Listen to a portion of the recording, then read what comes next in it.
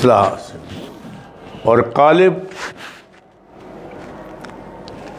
جو انسان کا پورے اعضاء ہیں تو اس کی اصلاح اعمال سے ہوتی ہے. نماز ہے، روزہ ہے، حج ہے، زکوٰۃ ہے، جہاد ہے. یہ تو یہی کچھ ہے نا. یعنی گویا کہ یہ تقریریں ایک دوسرے کے خلاف نہیں ہیں، یہ مطلب ہے ایک دوسرے کی ہے. آپ پڑھاتے ہوئے انشاءاللہ آپ کو زیادہ سمجھ آئے گی. اچھا، آپ نے کل سورہ بقرہ کا خلاصہ ہو گیا تھا نا؟ سورہ بقرہ کا خلاصہ تو عام طور پر جو مولانا حسین علی رحمۃ اللہ علیہ کا طریقہ تھا،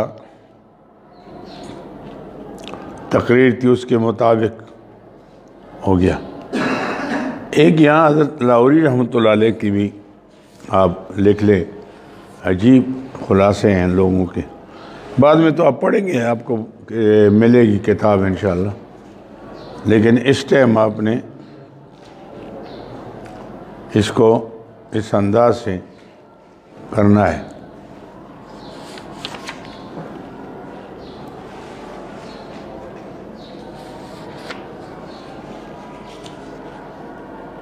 مختصر خلاصہ سورہ بقرہ از حضرت لاہوری.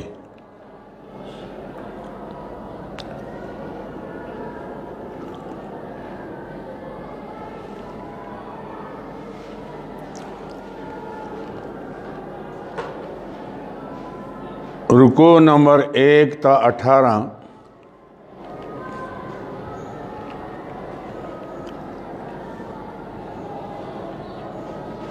دغه قوزونه ملاشله باندې لا شته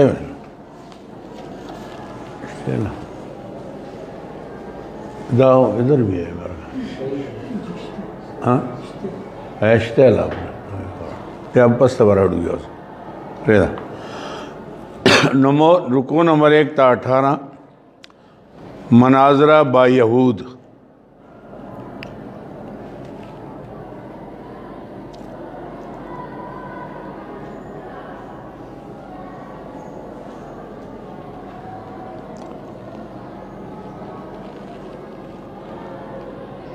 مناظرہ با یہود. رکوع نمبر 19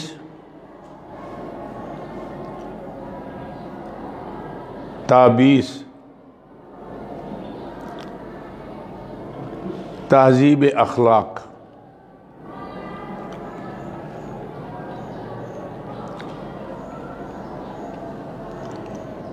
بیس تا 23 تدبیر منزل.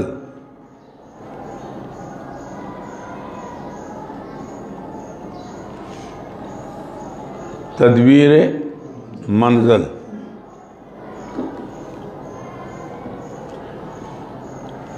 24 تا 31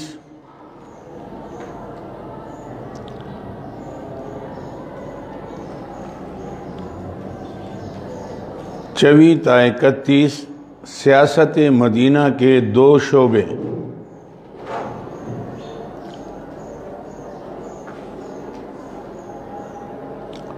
نمبر 1 ملک گیری یعنی جہاد ہے نا. نمبر 2 ملک داری، کہ ملک لیں گے لیکن چلائیں گے کیسے؟ ہاں، ملک داری.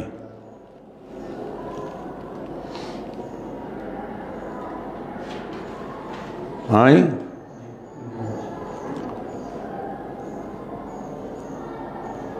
اچھا.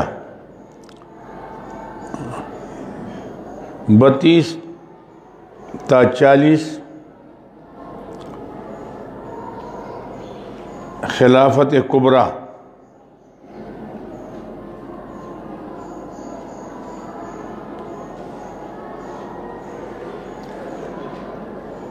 مختصر خلاصہ.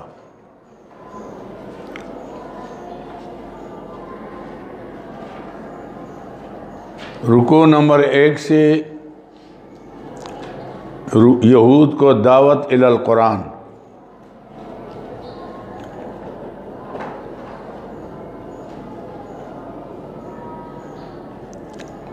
اور اوصاف متقی،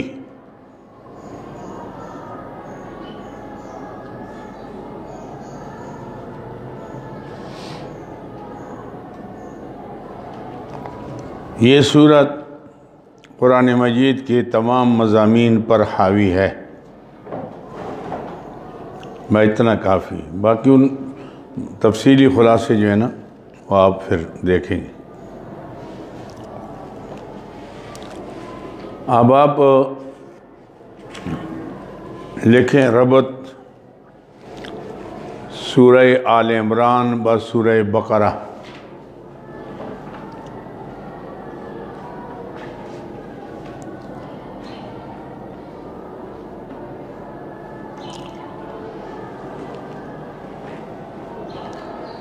ترتیب قرآنی 3، یعنی تیسرے نمبر کی صورت ہے۔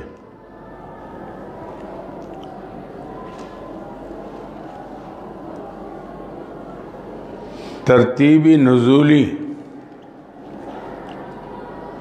89 کیا 89 کیا بنتا ہے 79 89 89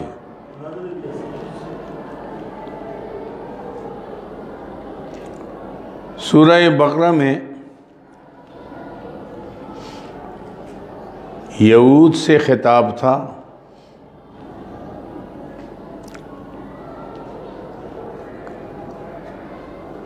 اس لیے ذالک الکتاب لا ریب فیہ ہے سے انہیں دعوت دی گئی۔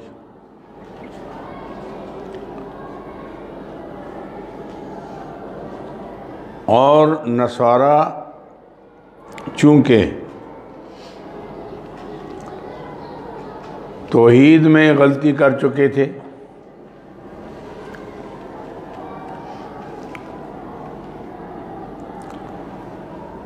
اور تثلیث فی توحید کے قائل تھے، ان اللہ ثالث ثلاثہ، تثلیث فی توحید کے قائل تھے،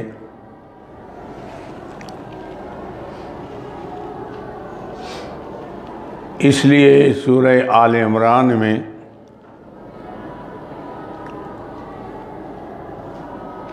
انہیں لا الہ الا اللہ کی دعوت دی گئی۔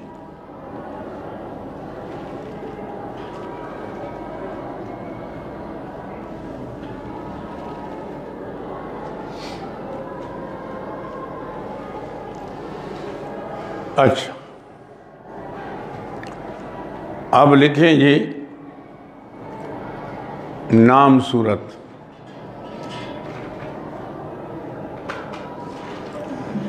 چونکہ سورہ آل عمران میں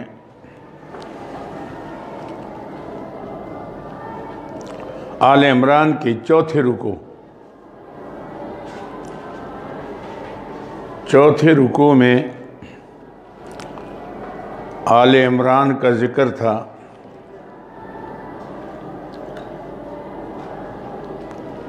اسی مناسبت سے اس کا نام رکھا گیا، اسی مناسبت سے اس کا نام رکھا گیا۔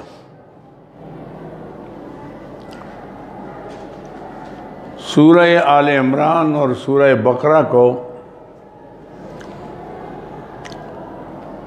زہروین بھی کہتے ہیں، زہروین بھی کہتے ہیں،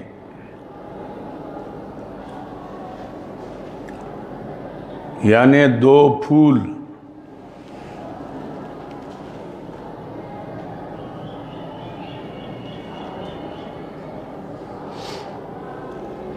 ان صورتوں کے مضامین میں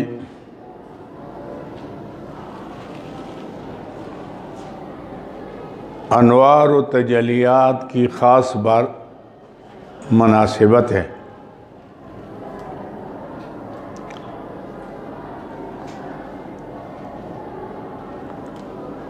اور قیامت کے دن یہ دونوں صورتیں محشر کے میدان میں دو پرندوں کی شکل میں سائبان بنیں گے۔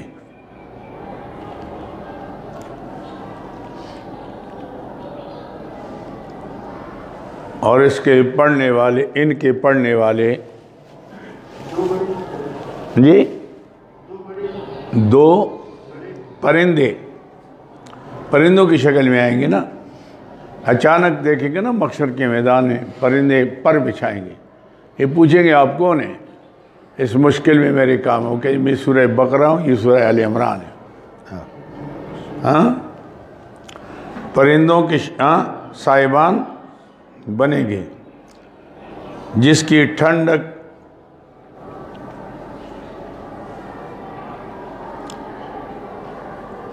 کی وجہ سے ان کے پڑھنے والے محشر کے میدان کی گرمی سے بچیں گے۔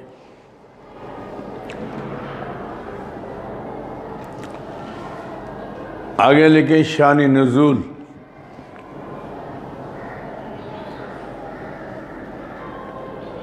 شان نزول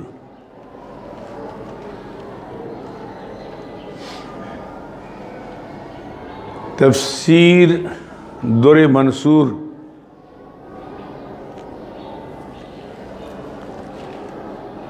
و دیگر معتبر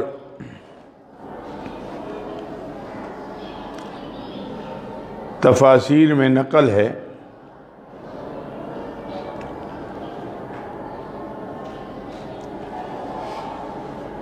کہ نجران، یہ یمن کا ایک علاقہ ہے، نجران یمن کا ایک مشہور شہر کے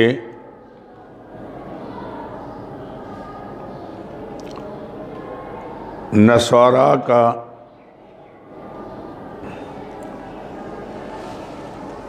ایک بڑا وفد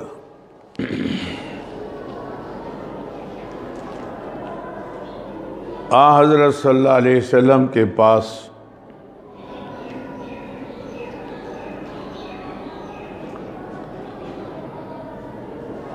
مدینہ منورہ آیا۔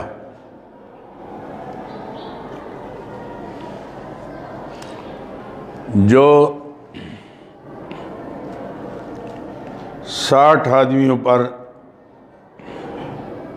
مشتمل تھا،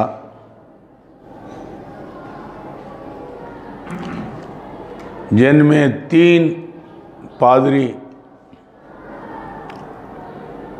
بڑے سرکردہ تھے،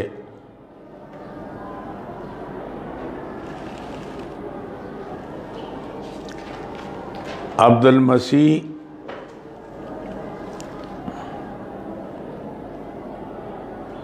سید ابو الحارثہ۔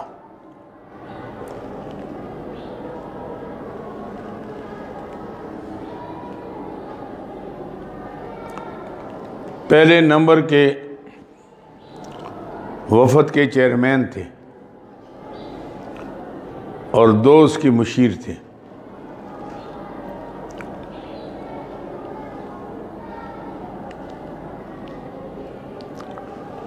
یہ عیسائیوں میں مانے ہوئے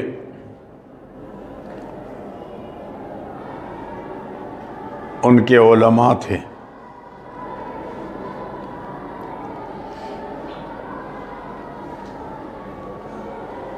جنہوں نے حضرت صلی اللہ علیہ وسلم سے حضرت عیسیٰ علیہ السلام کے بارے میں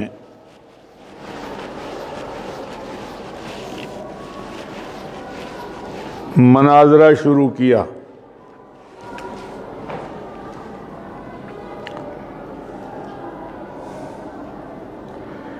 کہ وہ اللہ کے نائب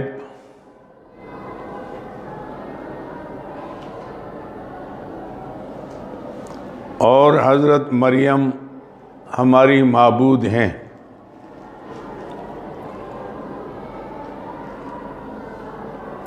کیونکہ عیسیٰ علیہ السلام مادرزادہ کوڑوں اندھوں کو ٹھیک کرتے تھے،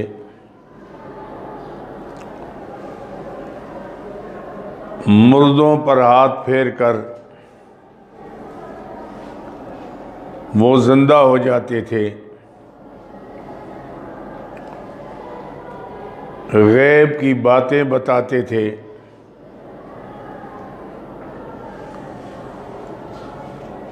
کیچڑ سے پرندی کی شکل بنا کر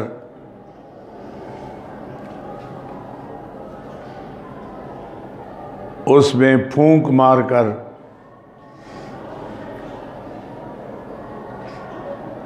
وہ اڑنے لگ جاتا تھا۔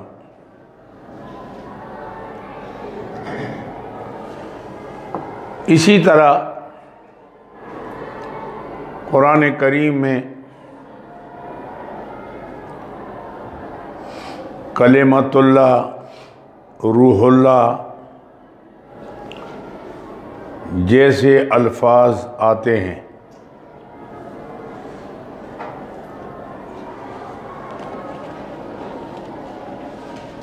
جیسے الفاظ ان کے بارے میں آتے ہیں۔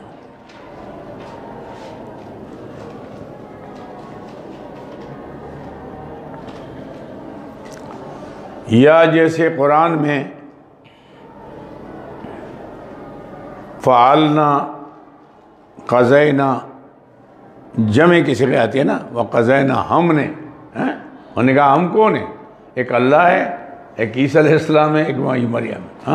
ہم نے یہ کیا، ہم نے فیصلہ کیا، ہم نے کہا، یہ ہاشم یعنی یہ معمولی مناظرہ نہیں تھا۔ اچھا ہاں جی، قضینا، امرنا جیسے الفاظ آتے ہیں۔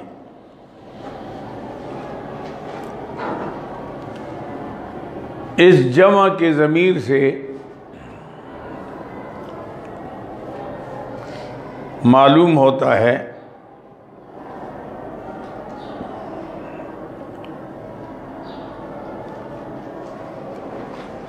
کہ یہ الوہیت 3 افراد پر مشتمل تھی، یعنی ایک اللہ،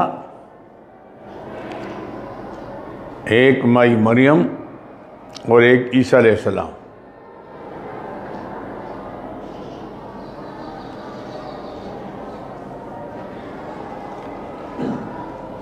اس پر حضرت صلی اللہ علیہ وسلم نے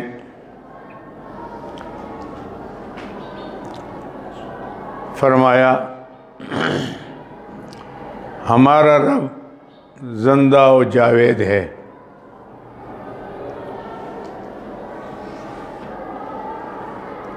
اور سارے جہانوں کا نگہبان،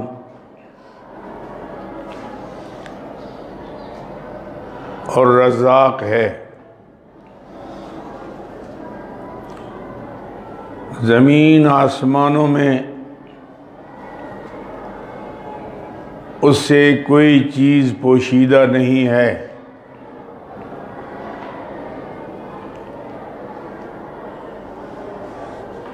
اور وہ ماں کے رحم میں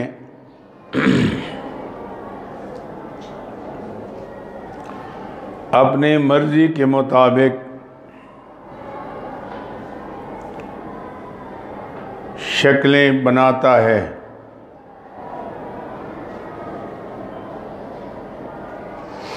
نہ وہ کھاتا ہے نہ وہ پیتا ہے،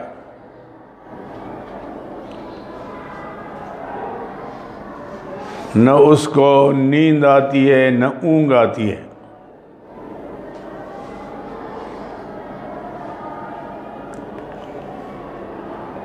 اس لیے اب تم بتلاؤ کہ حضرت عیسیٰ علیہ السلام اور حضرت مریم میں ان صفات میں کوئی صفت ہے؟ اللہ تو کھاتا پیتا نہیں، وہ تو کھاتے پیتے تھے۔ اللہ سوتا نہیں، وہ سوتے تھے۔ آزمی ہے نا؟ کوئی صفت ہے؟ اگر اس میں کوئی صفت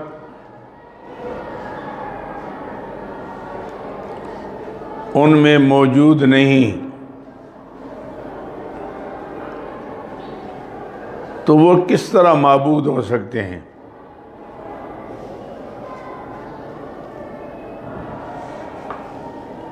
اللہ، اس پر آل عمران کی ابتدائی 83 آیات نازل ہوئی،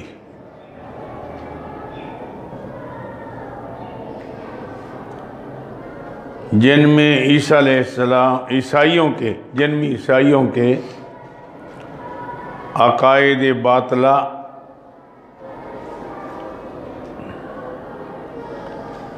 جو عیسیٰ علیہ السلام کے بارے میں اور حضرت مریم کے بارے میں تھے، ان کا ابطال ہوا۔ ان کا عیسیٰ علیہ السلام تو خود محتاج تھے، باقی یہ آئے گا کہ کلمت اللہ، روح اللہ وغیرہ، یہ تو الفاظ متشابہات میں سے، تو اسی تم کہاں نکالتے ہو؟ ہاں، وہ آگے اس کا آئے گا انشاءاللہ، متشابہات کا مستقل ایک باس ہوگی۔ یہ تو ہو گیا نا شان نزول۔ اب لیکن ربط سورہ آل عمران با سورہ بقرہ،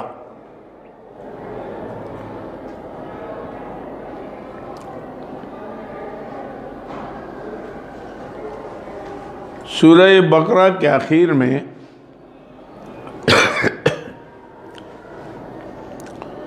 فَانْصُرْنَا عَلَى الْقَوْمِ الْكَافِرِينَ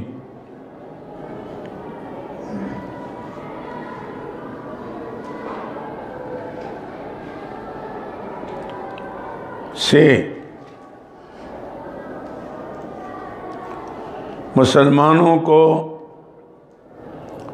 کافروں کے مقابلے میں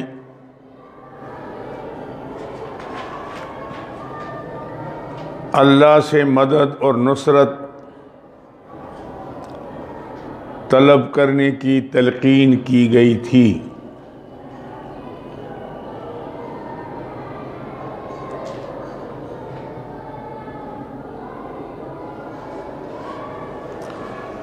اب سورہ آل عمران میں تفصیل کے ساتھ بتایا جائے گا کہ وہ کون سے کافر ہیں جن کے خلاف اللہ سے مدد مانگنے کا حکم ہے۔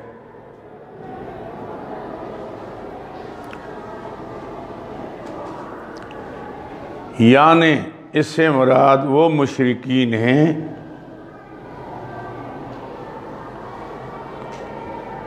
جو اللہ تعالیٰ کے بندوں کو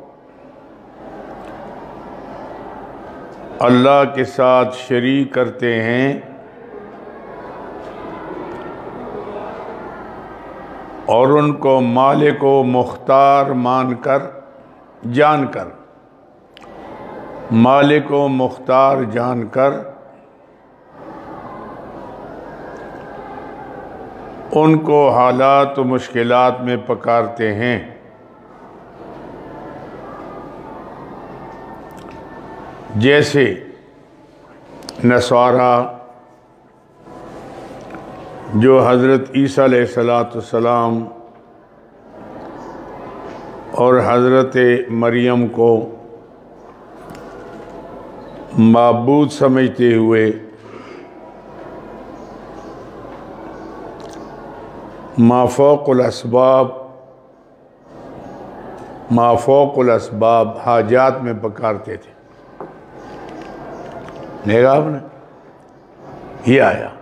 سورت ختم ہوئی، دوسری سورت فانصرنا علی القوم، تو یہاں کافر سے مراد کون ہے؟ عیسائی.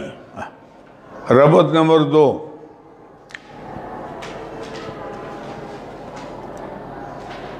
سورہ بقرہ میں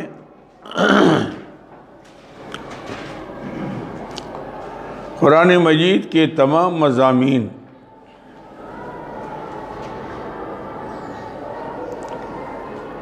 کو اجمالاً بیان کیا گیا.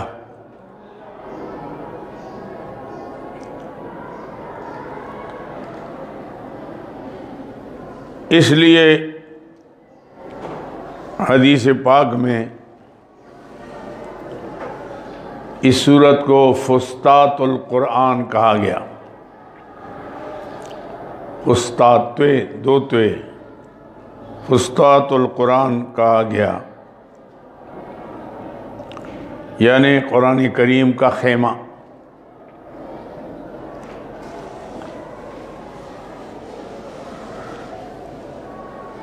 اب سورہ آل عمران میں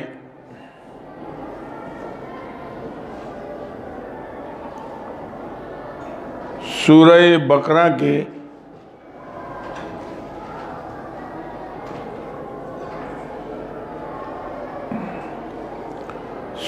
بقرہ کے جو 4 اہم مضامین ہیں،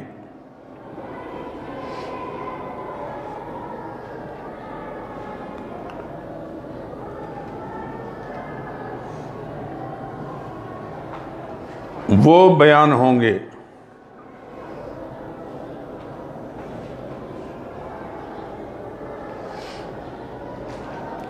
نمبر 1، مسئلہ توحید.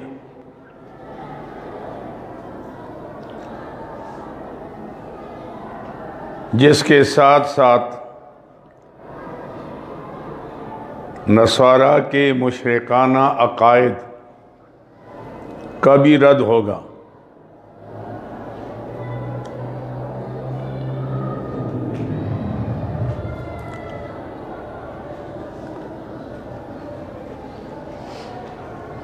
اور نفی شرک اعتقادی،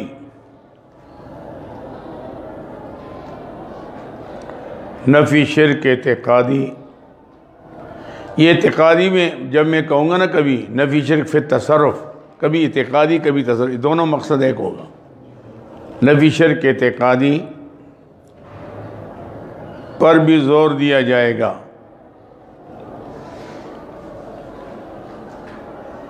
نمبر 2، مسئلہ رسالت، یعنی توحید رسالت. مسئلہ یعنی حضرت صلی اللہ علیہ وسلم کی صداقت، فضائل، مناقب اور ان پر اعتراضات کے جوابات دیے جائیں گے. نمبر 3، جہاد فی سبیل اللہ.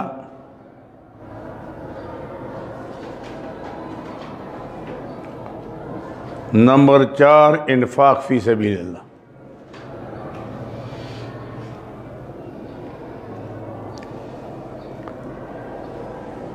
اب لکھیں خلاصہ سورہ آل عمران.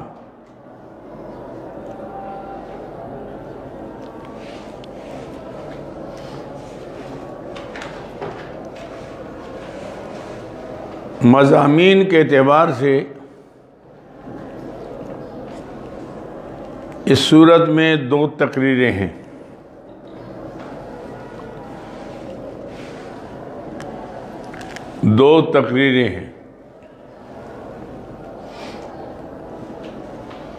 تقریر اول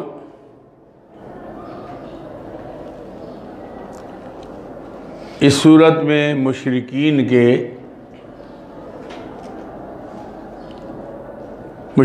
نصارہ لکھیں، مشرکین نصارہ کے شبہات کا ازالہ کیا گیا ہے۔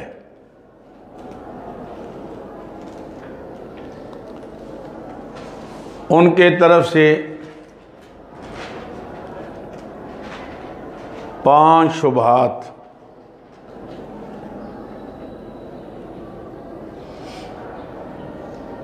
توحید پر،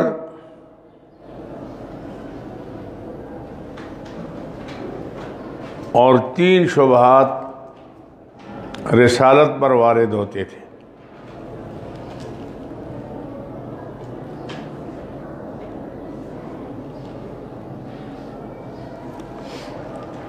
توحید پر شبہ نمبر 1،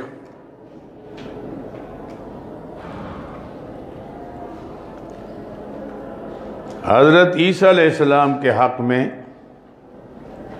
یہ ان کا اعتراضات، شبہات کا مطلب کیا ہے؟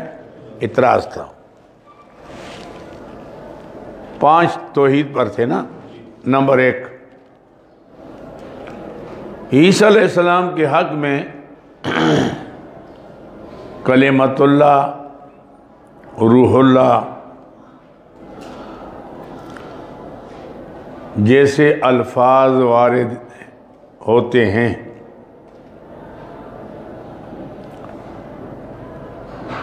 جس سے معلوم ہوتا ہے کہ وہ اللہ کے نائب اور متصرف فی الامور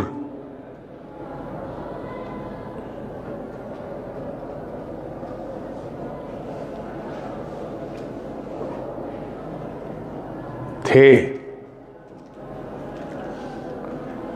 اس لیے ان کو پکارنا چاہیے۔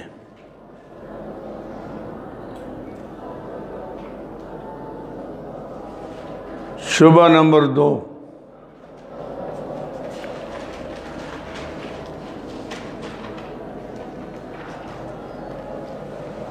عیسیٰ علیہ السلام مادرزادہ کوڑوں اور اندھوں کو تندرست کرتے تھے،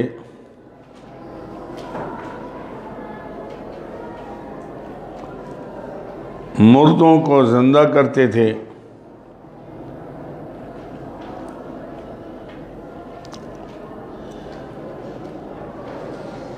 مٹی سے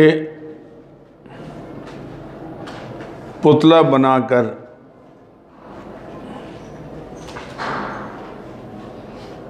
اس میں پھونک کر چاندار بناتے تھے،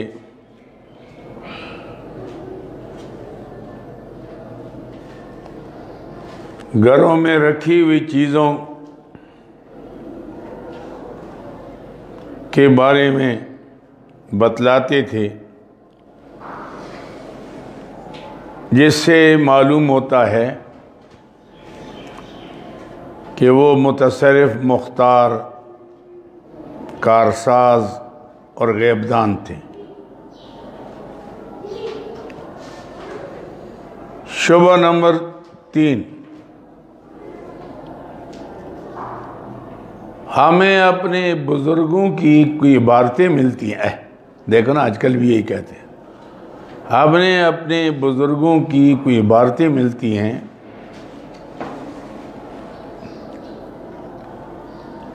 جس سے معلوم ہوتا ہے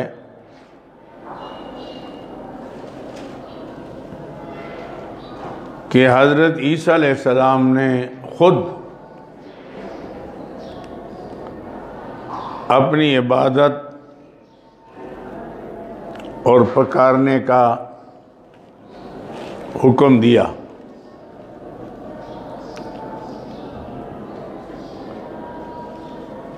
اس لیے ہم انہیں پکارتے ہیں۔ آج کل بالکل ایسے کہتے ہیں، بزرگوں کے قصے بنائے ہیں، ہاں یہ شبہ نمبر کیا ہو؟ ہاں 4.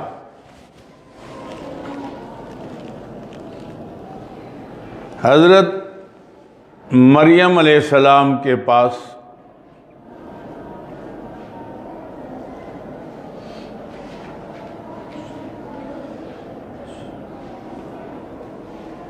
بے موسم پھل آتا تھا.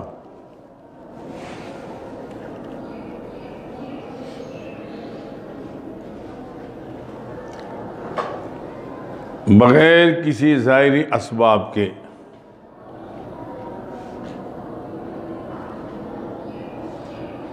اس سے بھی معلوم ہوتا ہے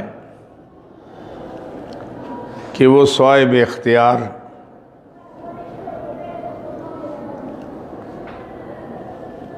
صاحب تصرف تھی.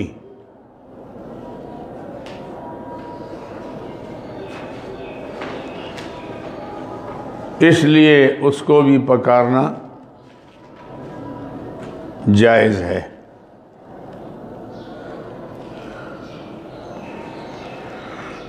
شبہ نمبر 5.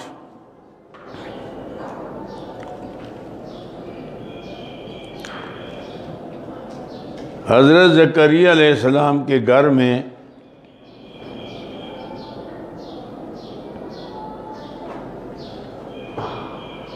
ان کے انتہائی بڑھاپے کے زمانے میں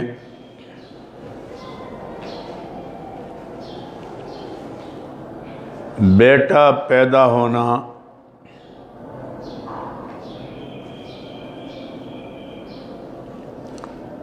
جبکہ ان کی بیوی بھی اولاد کی قابل نہیں تھی،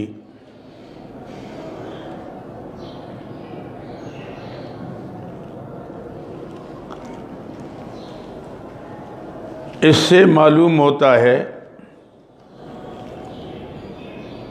کہ وہ بھی پکارنے کے لائق ہیں. یہ 5 شبہات کس پر تھے؟ توحید پر.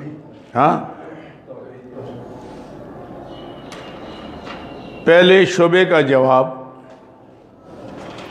یہ لکھ لیں، پھر میں سمجھاتا ہوں. یہ بہت اس انداز سے ہو جائے گا، اب صورت ساری آپ کے سمجھ میں آ جائے گی پوری. ہاں پہلے شبے کا جواب هو الذی انزل علیک الکتاب الخ.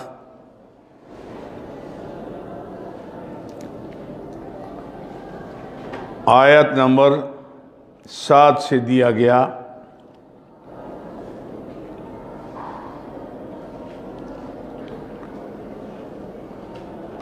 کہ کلمت اللہ روح اللہ وغیرہ الفاظ متشابہات میں سے ہیں،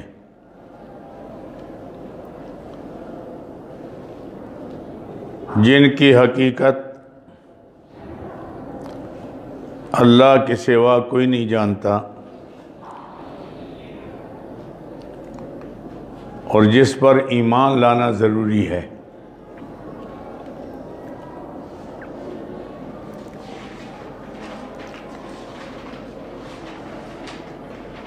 شبہ نمبر 2 کا جواب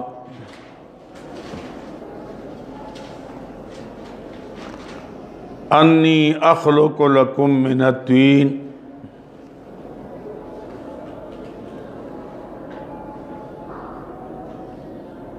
الخ.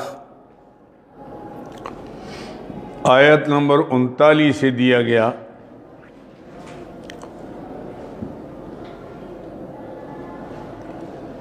کہ یہ سب کچھ اللہ کے حکم سے بطور معجزہ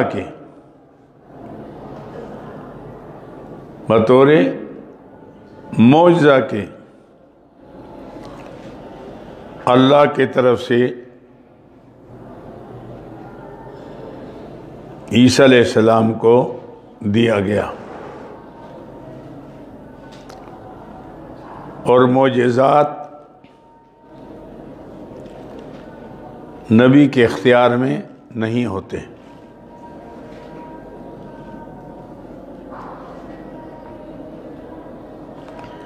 نیز خود عیسیٰ علیہ السلام نے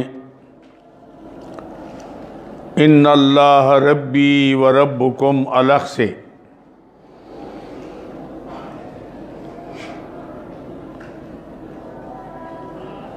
اپنے معبودیت اور متصرف ہونے کی نفی کی، متصرف ہونے کی نفی کی ہے۔ شبہ نمبر 3 کا جواب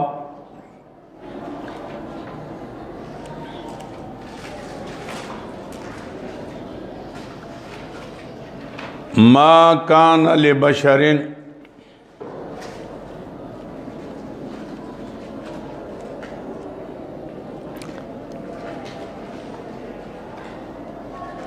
آیت نمبر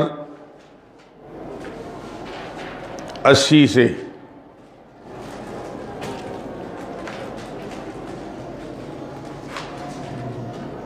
دیا گیا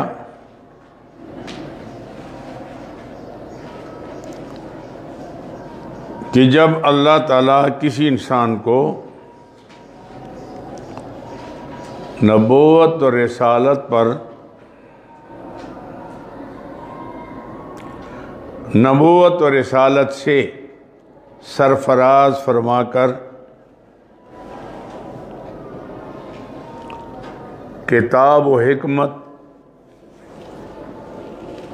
عطا کرتا ہے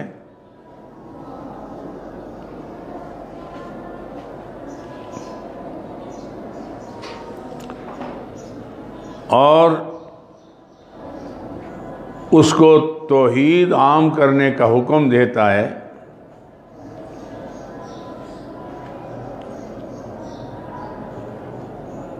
تو پھر یہ ناممکن ہے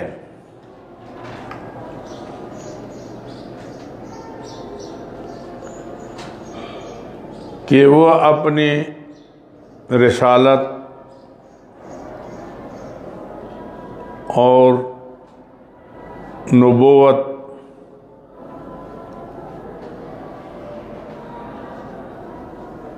اور اللہ کے احکام کے خلاف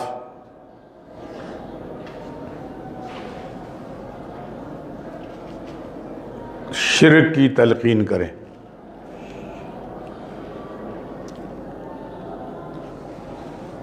اور اللہ کی عبادت اور اس کے پکار کے بجائے اپنی عبادت کی تعلیم دے۔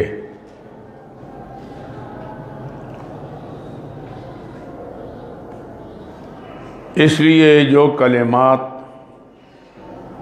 شرکیہ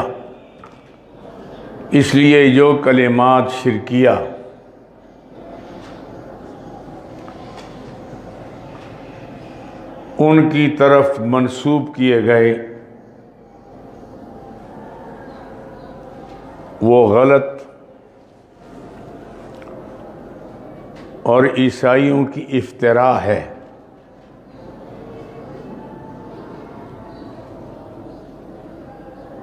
حضرت عیسیٰ علیہ السلام اس سے مبرہ ہیں۔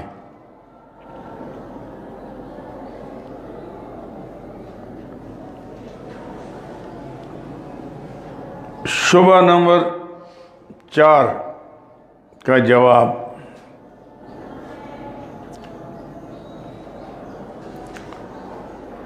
قال یا مریم انا لک ھذا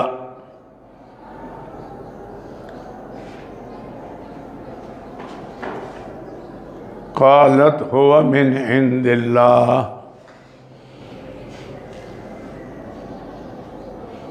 الگ سے دیا گیا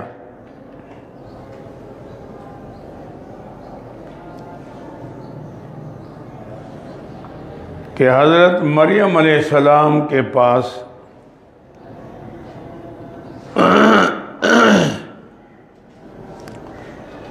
بے موسم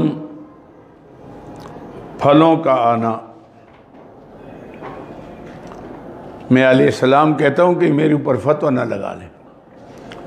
اور لوگ کہنے کا علی علیہ السلام تو لوگوں نے نوچی علیہ السلام کا یہ کون سی بات ہے بھائی؟ ایسے میں نہیں، یہ جھگڑے کیا ایسے؟ اور جی نہیں ہے صلی اللہ علیہ وسلم میں تو یہ دو گے دنیا چلی بھائی سلام کہو. یہ تو خصوصی ہے انبیاء علیہ السلام کے علیہ السلام ہے، صحابہ کرام کے لیے رضی اللہ عنہم ہیں، اولیاء اللہ کی رحمت اللہ علیہ. لیکن اگر کسی کی طرف کے جیسے ہم کہ السلام علیکم میرا سلام ہو، آپ کو میں کہتا ہوں، تو یہ میں کوئی دار اسلام سے خارج ہو گیا؟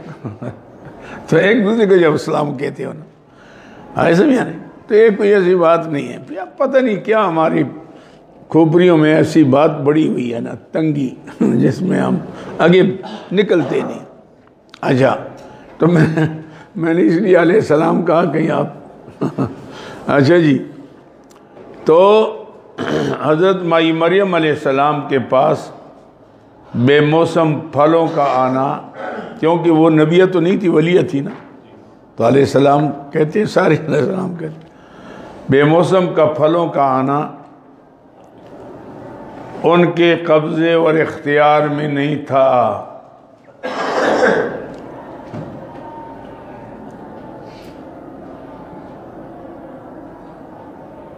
بلکہ بطور اظہار کرامت، ولیوں سے کرامت ہے نا، بطور اظہار کرامت کے یہ پھل ان کے پاس بھیجے جاتے تھے.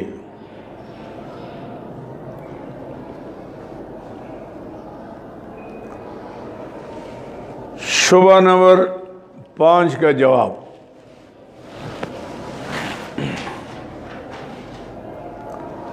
ہنالک دعا زکریا ربہ الہ، ہنالک دعا زکریا ربہ الہ، آیت نمبر 38 سے.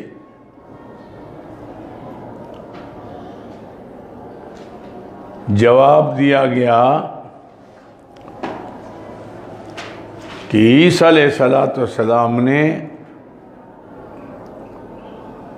اولاد کے لیے،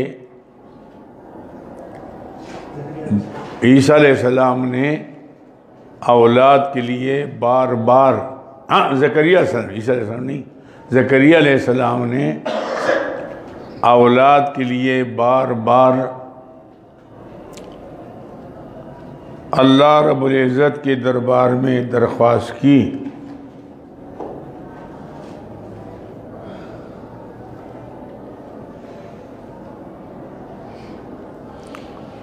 بار بار درخواست کی. اللہ نے اپنے قدرت کاملہ سے بڑھاپے میں ان کو بیٹا دیا.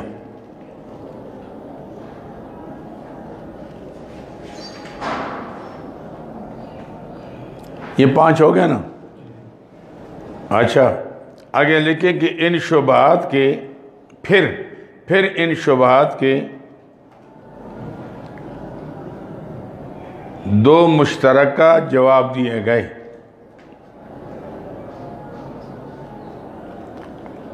نمبر 1، ان اللہ اصطفیٰ آدم الگ سے،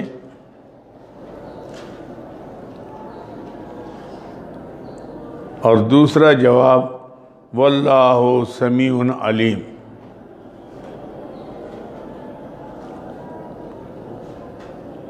آیت نمبر 121.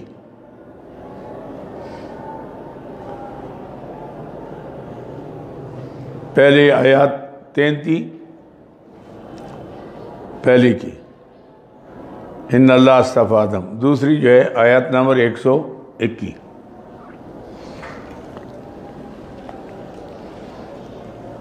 آپ ان شبہات کو ذرا سمجھ لیں. ان کے جو اعتراضات تھے وہ تو لکھوا لیے. اللہ تعالیٰ نے ان کا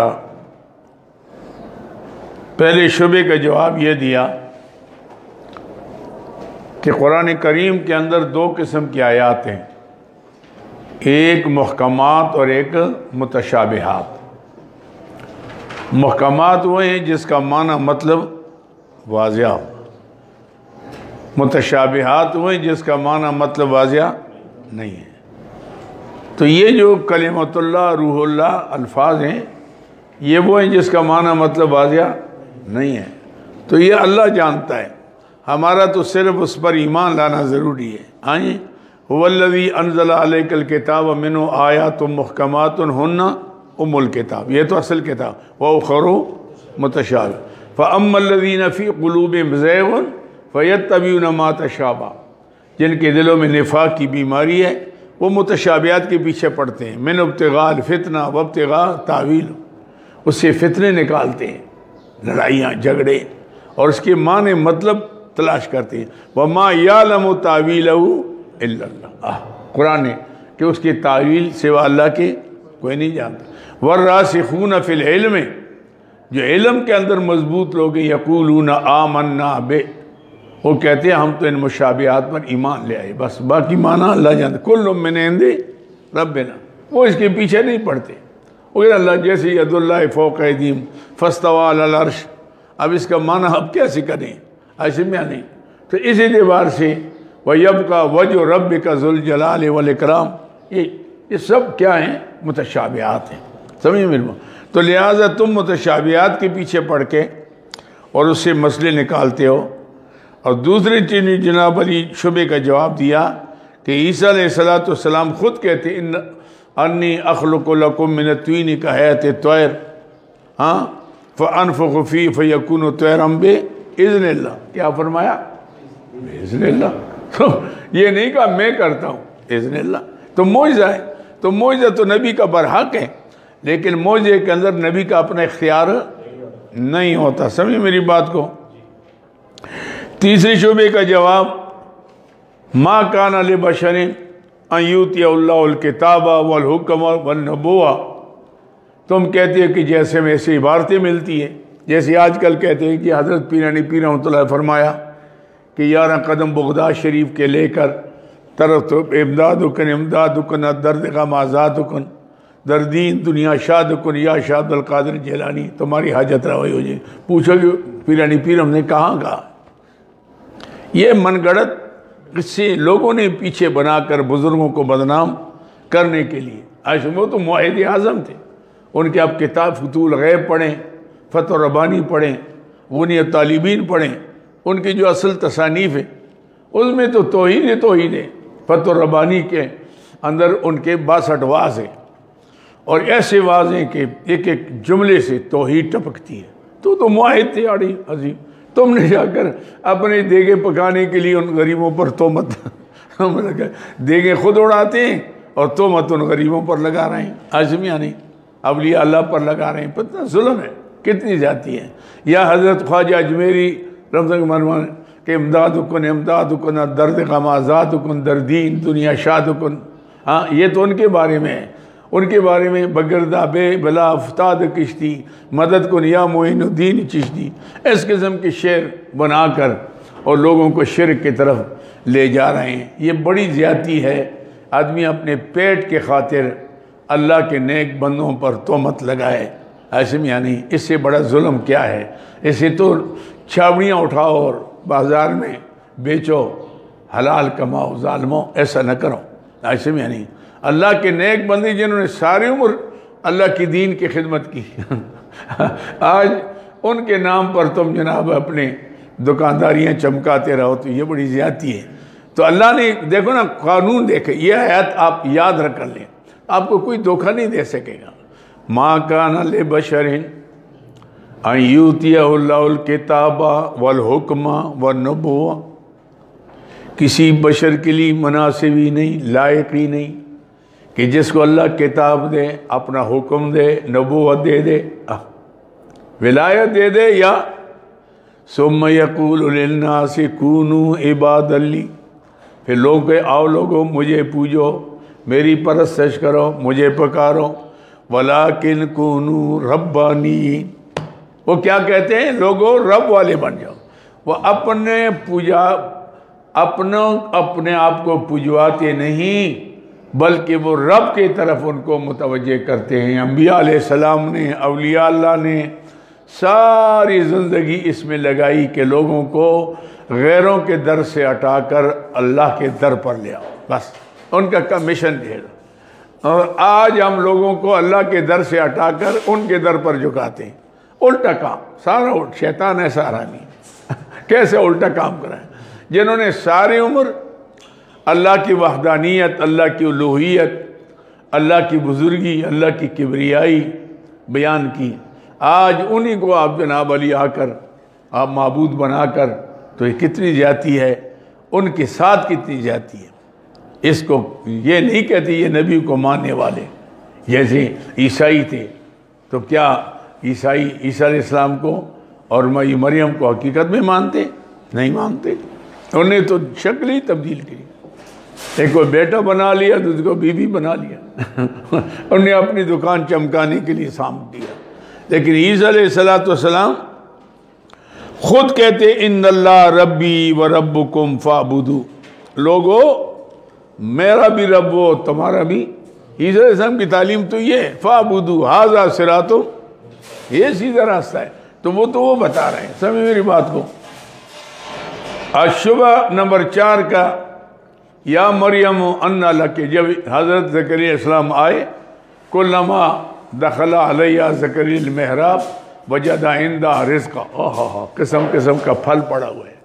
یا مریم انا لک ھذا قالت هو من عند اللہ ان اللہ یرزق من یشاء بغیر حساب، بس یہ تو اللہ کی طرف ہے۔ جب انہوں نے یہ دیکھا مریم کہ اللہ کی طرف سے، تو حضرت زکریا علیہ السلام کے دل میں خیال آیا کہ جو اللہ مائی مریم کو بغیر موسم کے پھل دے سکتا ہے، مجھے بھی بے موسم بیٹا ہے۔ دل میں بات آ گئی، یا اللہ، اور مریم یہ کہاں سے آیا؟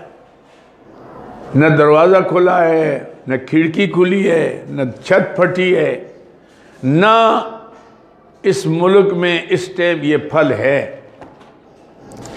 ہاں ہے بھی نہیں، آنے کا راستہ بھی معلوم نہیں، کہاں سے آ گیا؟ قالت ہوا من، وہ اس کے لیے کوئی مشکل نہیں ہے، وہ بے موسم پھل دے سکتا ہے۔ عیسیٰ علیہ السلام، حضرت زکریا علیہ السلام نے کہا ہو جب مائی مریم کو بے موسم پھل دے سکتے ہیں، مجھے بھی بے موسم بیٹا دے۔ دل سے بات نکلی، اللہ نے مان، اللہ نے۔ اب یہ کہتے ہیں دیکھو جی، مزاروں پر جا کے بیٹے مانگو، حضرت زکریا علیہ السلام بھی حضرت مائی مریم کے پاس گئے، بیٹا مانگا، دیکھو نا کیسے۔ اب بھئی اللہ کے بندہ ہو، تم یہ بتاؤ، مائی مریم کا کوئی روزہ تو نہیں تھا وہاں، وہ تو خود بیٹھی ہوئی تھی، اور زکریا علیہ السلام کا درجہ اونچا تھا کہ مائی مریم کا؟ وہ ولیہ تھی، یہ نبی آئے، یہ نبی ہے، تو نبی کا درجہ تو ولی سے بہت اونچا ہوتا ہے۔ تو اس اعتبار سے یہ ایسی قسم کی باتیں، سمجھے میری بات کو شبہ کی، یہ تو بعد میں تفسیر میں انشاءاللہ آئے گا مسئلہ۔ اچھا آگے لکھیں رسالت پر شبہات، اعتراضات، شبہات و اعتراضات۔ میں نے بتایا نا 5 توحید پر اور 3 رسالت پر۔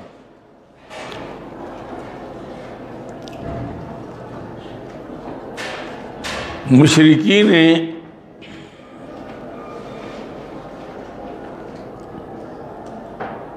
عرب کی طرح،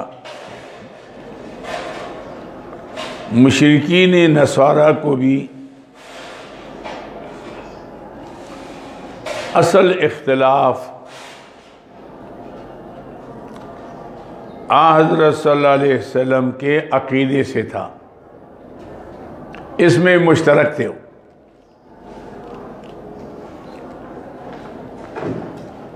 اور ان کی ضد حضرت صلی اللہ علیہ وسلم سے توحید میں تھی،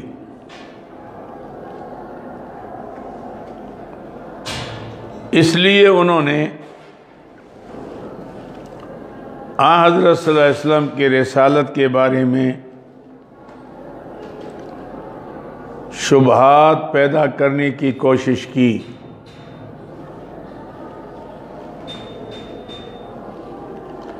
تاکہ لوگ ان سے بدظن ہو کر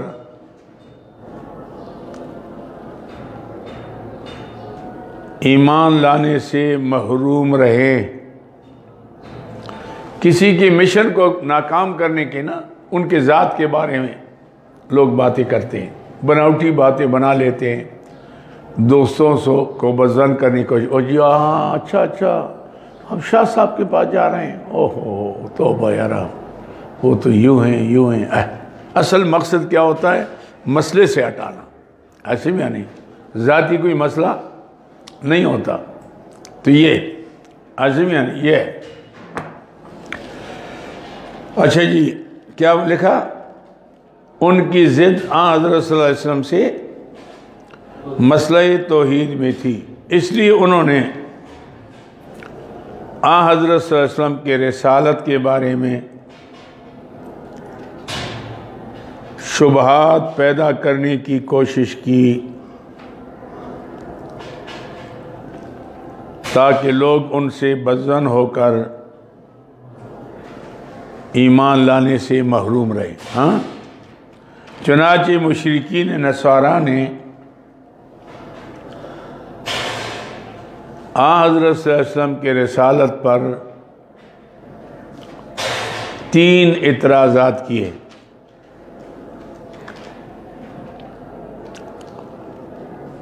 اعتراض نمبر 1، پہلے انبیاء علیہ السلام پر اونٹ کا گوشت حرام تھا، اونٹ کا گوشت حرام تھا، لیکن مگر اس پیغمبر صلی اللہ علیہ وسلم نے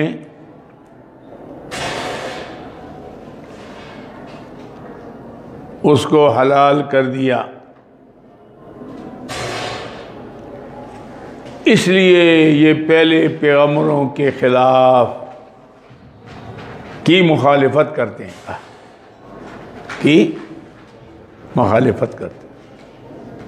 اور یہ بزرگوں کے خلاف ہے، یہ ہمارے بڑوں کے خلاف ہے، یوں کہتے ہیں، مخالفت کرتے ہیں۔ اعتراض نمبر 2،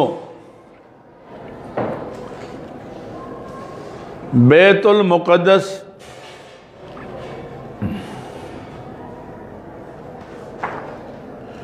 تمام انبیاء علیہ السلام کا قبلہ رہا،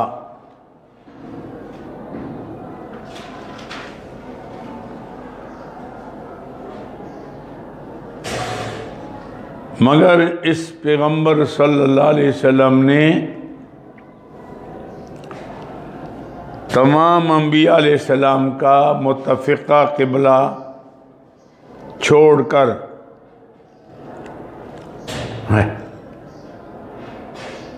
اپنے لیے نیا قبلہ بنا لیا، اپنے لیے نیا قبلہ بنا لیا۔ اعتراض نمبر 3،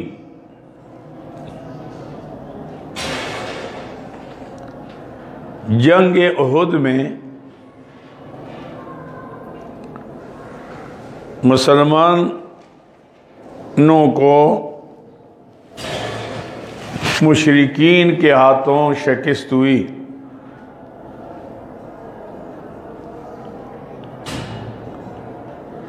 اگر یہ سچے پیغمبر ہوتے اور سچے دین پر ہوتے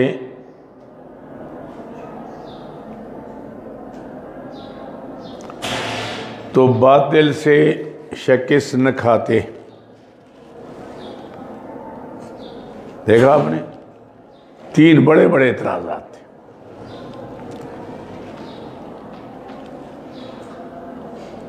جوابات اب لکھیں جوابات.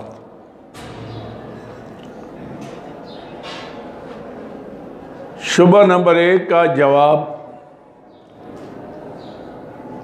کل طعام کان حلا لبنی اسرائیل الخ.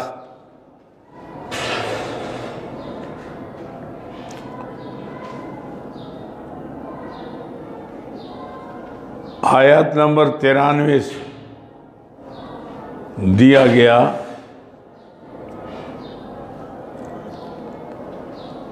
کہ یہ دعویٰ غلط ہے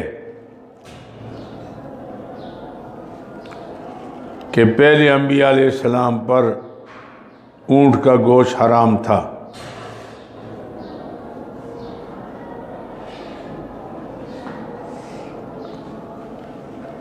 بنی اسرائیل کے لیے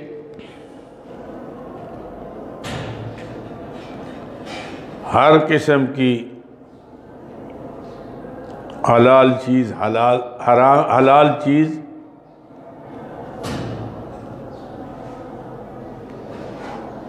جائز تھی، جس میں اونٹ کا گوشت بھی شامل ہے. البتہ حضرت یعقوب علیہ السلام نے اطباء کے مشورے سے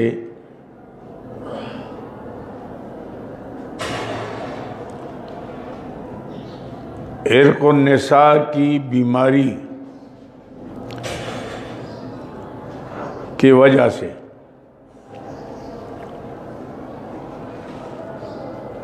اونٹ کے گوشت سے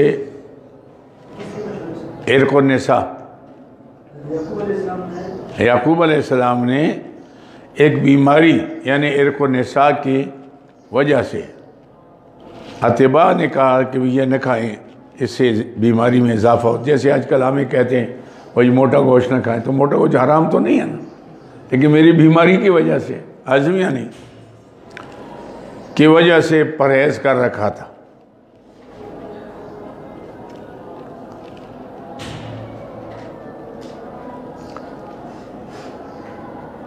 شبہ نمبر 2 کا جواب ان اول بیت وضع للناس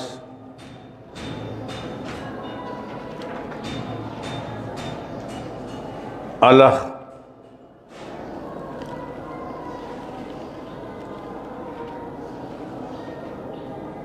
سے دیا گیا کہ سب سے پہلا عبادت خانہ خانہ کعبے کا ہے،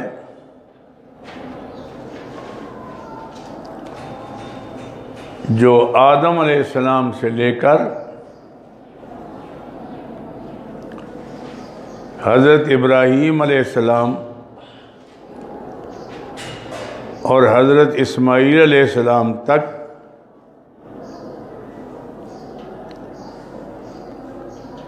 تمام انبیاء علیہ السلام کا قبلہ رہا ہے.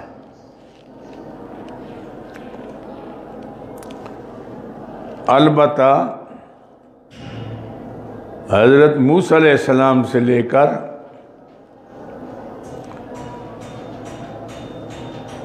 حضرت عیسیٰ علیہ السلام تک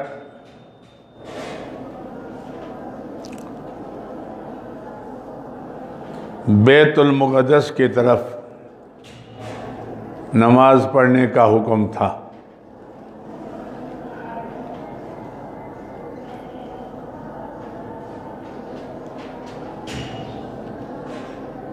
شبہ نمبر 3 کا جواب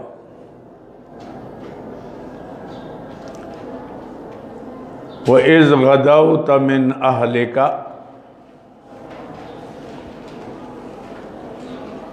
وَإِذْ غَدَوْتَ مِنْ أَهْلِكَ الگ سے دیا گیا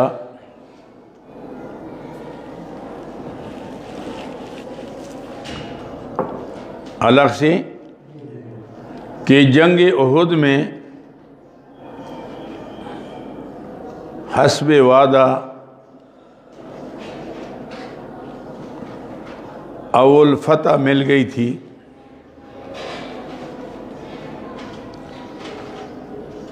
لیکن بعض مسلمانوں کی ایک اجتہادی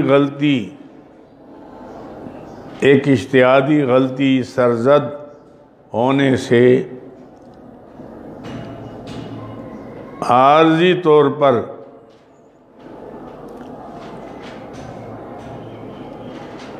فتح شکست میں بدل گئی۔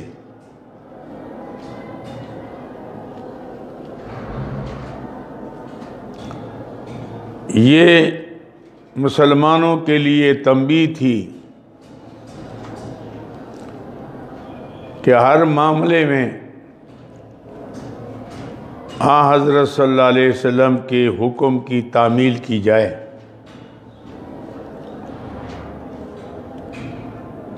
اور اس میں کوتاہی نہ ہونے پائے، ورنہ جنگ بدر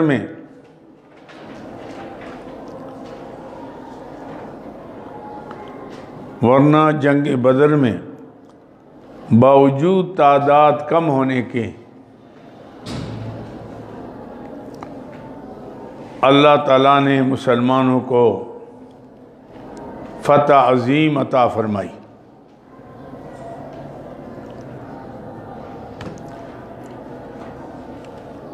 یہ 3 اعتراضات تھے کس پر؟ رسالت پر۔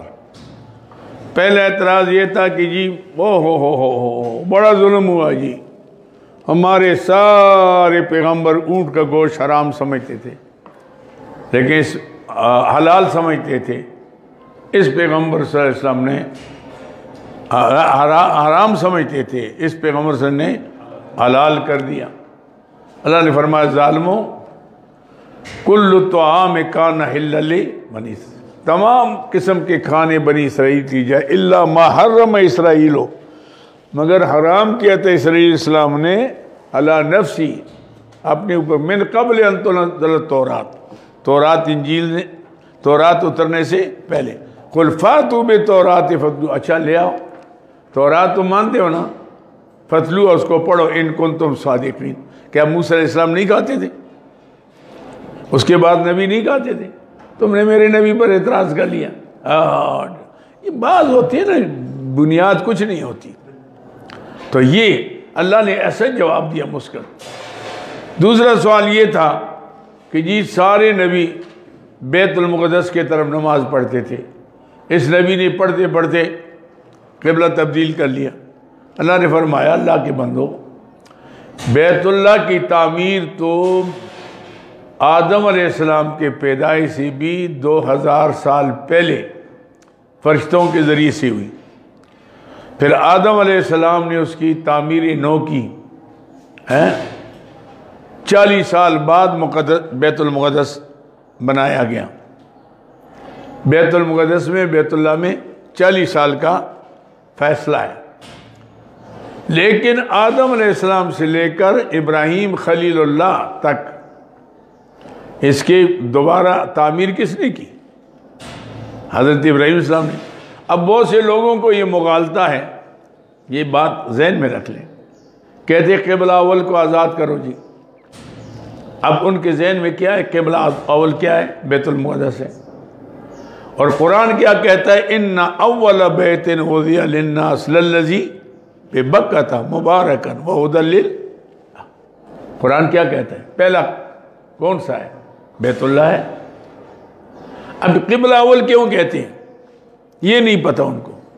قبلہ اول اس اعتبار سے ہے کہ حضور اقدس صلی اللہ علیہ وسلم جب مدینہ منورہ تشریف لے گئے، چونکہ یہودی بیت المقدس کی طرف نماز پڑھ رہے تھے، تو بیت المقدس بھی آخر قبلہ تو تھا، تو اللہ کی منشا یہ تھی کہ قبلے پر لڑائی شروع نہ ہو، یہ نبی بھی ادھر نماز پڑھیں، تاکہ وہ کہیں کہ یار ہمارے قبلے کی طرف منہ تو کر رہے ہیں، تو لہٰذا قریب آئیں گے تو اسلام قبول کریں گے۔ یہ عارضی حکم تھا۔ کیا تھا؟ عارضی حکم تھا۔ کئی مسائل ایسے ہوتے ہیں جو آدمی کو مناسب وقت پر چھیڑنے چاہیے۔ ہمارے ساتھیوں کے اندر یہ بھی کمزوری ہے کہ ہم طریقہ تبلیغ نہیں جانتے. ہم نئے جگہ میں چلے گئے، فوراً نور بشر کا مسئلہ چھیڑا، علم غیب کا مسئلہ چھیڑا، حاضر ناظر کا چھیڑا، لڑائی شروع. بھائی تم لوگوں کو قرآن کی طرف لاؤ، دین کی طرف لاؤ، جو متفقہ مسائل ان کے تمہارے قریب آئیں گے، آہستہ آہستہ سمجھ لیں گے. تم نے پہلے جا کے 11ویں شریف کا مسئلہ شروع کر لینا ہے تو وہاں تو ڈنڈے چلیں گے، کیونکہ لوگ جو 11ویں میں کھاتے ہیں ان کو تو گزارا اس پر ہوتا ہے. وہ تمہیں تمہارے تیسے معاف کریں گے، وہ تو ڈنڈے لے کر ہو، ابھی ہے وہ منکرے ہوئے، اے ولیوں کو نہیں مندو ہوئے، مارو ہوئے، کٹو ہوئے، مسجد گیا مسئلہ. تو تمہیں کس نے کہا کہ سب سے پہلے تم جا کے جو ہے ممبر پر بیٹھ کر 11ویں کا مسئلہ چھیڑو؟ تم متفقات کو لاؤ. کس کو لاؤ؟ متفقات کو لاؤ. پہلے متفقات کو لا کر ان کو قریب کر لو، پھر اختلافی مسائل کو حکمت کے ساتھ، وہ بھی سختی کے ساتھ نہ ہو، حکمت کے ساتھ. اب آپ شاید کہ جی حضرت پیران پیر نے کہا، او جی میں پیران پیر کو نہیں مانتا. بھائی نہیں مانتا تو کہو تیری ایسی کہتے ہیں جی تو ولیوں کو نہیں مانتا. بھائی ایسا نہ کہو، ایسا کہو کہ تم جو کہہ رہے ہو یہ حضرت پیرانی پیر نے نہیں کہا، میں مانتا ہوں وہ بزرگ تھے لیکن یہ ان کا کہنا نہیں. یوں کہو، اگر ثابت کرو ان کی کتاب سے، کس کا باپ بھی نہیں ثابت کر سکے گا. وہ پھر چلتے رہیں گے. ایسے بھی ایسا ہو. میں یہاں تھا، آیا نیا تو حاجی صاحب تھے، وہ اللہ بخشے، کہنے لگے شاہ صاحب آپ بھی جمعے کے بعد کھڑے ہو کر سلام کیوں نہیں پڑھتے؟ میں نے کہا جی میں آتا نہیں ہے. وہ اتنی بڑی مولوی ہو کر. میں نے کہا آپ جائیں نا گورڑا شریف چلے جائیں اور وہ دیول شریف چلے جائیں، ان سے لکھ کر لے آئیں کہ کیسے پڑھتے ہیں اور کہاں ہے یہ. وہ گیا غریب، تو آ کے پھرتے پھرتے آگے کہنے شاہ صاحب ہو اتنے بڑے جاہل ہیں. انہیں بولتے ثبوت ہی کوئی نہیں ہے. میں کہا یہی گل، جب ثبوت ہی نہیں ہے تو ایسے کہ تو پڑھ. اگر میں کہتا میں نہیں پڑھتا تو لڑائی تھی. میں نے کہا جاؤ جی پوچھیں سب سے، ان سے پوچھیں کہ کہاں لکھا ہوا ہے، کیا پڑھتے ہیں. انہوں نے کہا گورڑے میں گئے، انہوں نے کہا ہم تو پڑھتے نہیں، ہم تو یہاں قیام نہیں کرتے. وہ جی اتنے بڑے بزرگ نہیں کرتے تھے. پھر میں کہا میں بھی انہاں بزرگاں بھی شامل آنا، جڑے نہیں کرتے میں بھی انہاں بھی شامل ہے. انہوں کو بھی نہیں آندا، میں نے بھی نہیں آندا. میں کہا بس بات تو طریقہ ہوتا ہے تبلیغ کا. سمجھے میری بات کو؟ یہ نہیں ہے کہ آدمی ڈنڈا لے کر. اب دیکھو نا، اب ان کا مسئلہ یہ تھا اعتراض. اللہ نے کیا فرمایا؟ فرمایا ان او تو میں بات یہ کر رہا تھا کہ یہ جو کہتے ہیں کہ قبلہ اول، اب عام مولوی بھی یہ سمجھتے ہیں کہ قبلہ اول بیت المقدس ہے پہلے، حالانکہ قرآن کے خلاف ہے. قرآن کہتے ہیں ان اول بیت وضع للناس للذی، بیت اللہ کی تعمیر آدم علیہ السلام کے بھی 2000 سال پہلے اللہ نے فرشتوں کے ذریعے سے کرائی. پھر تعمیر جدید آدم علیہ السلام نے کی، اور پھر نوح علیہ السلام کی طوفان کے وقت جب پانی آیا پوری دنیا میں تو اللہ نے بیت اللہ کی عمارت فرشتوں کے ذریعے سے اٹھوا کر آسمانوں پر رکھ لی. یہ جو بیت المعمور ہے نا فرشتوں کا قبلہ، یہ بیت اللہ شریف ہے، وہ ان کا قبلہ اوپر ہو گیا. اس پر پانی آ گیا تھا. پھر حضرت ابراہیم علیہ السلام اور اسماعیل السلام کو اللہ نے فرمایا کہ آپ جائیں میرے گھر کے وہ اٹھائیں. ماشاءاللہ قاری صاحب بھی آ گئے.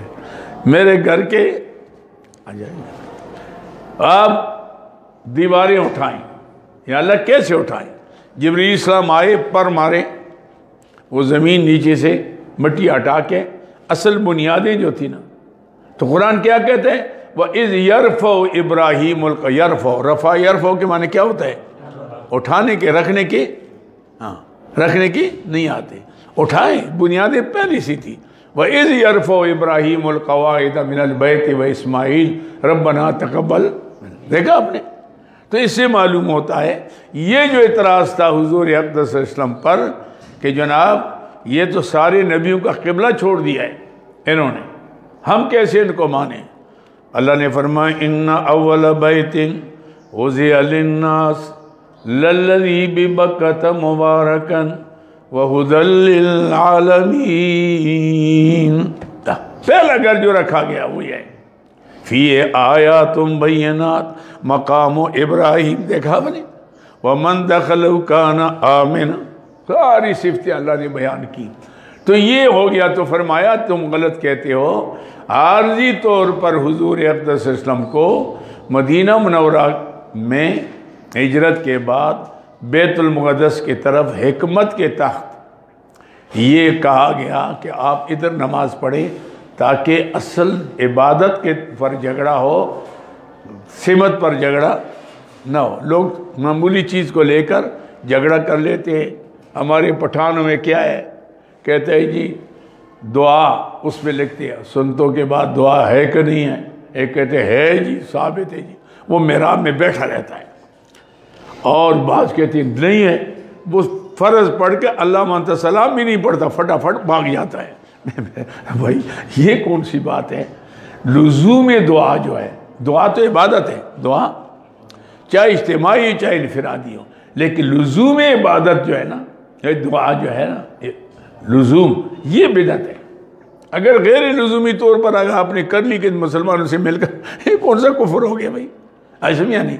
آپ نے اجتماعی بھی دعا کر لی لیکن لازمہ نہیں ہے، ایسا یا نہیں؟ کیونکہ آقا نامدار صلی اللہ علیہ وسلم اکثر سنتے حجر مبارک میں پڑھتے تھے مسجد میں، لہٰذا اجتماعی دعا بھی نہیں تھی، لیکن حضور سے اجتماعی دعائیں کتنی ثابت ہیں؟ تو اجتماعی دعا ہو گئی، آپ بیٹھے ہوئے ہیں کہ دعا کرو جی، کر لیا تو کون سے بھائی دائرے سے نکل گئے۔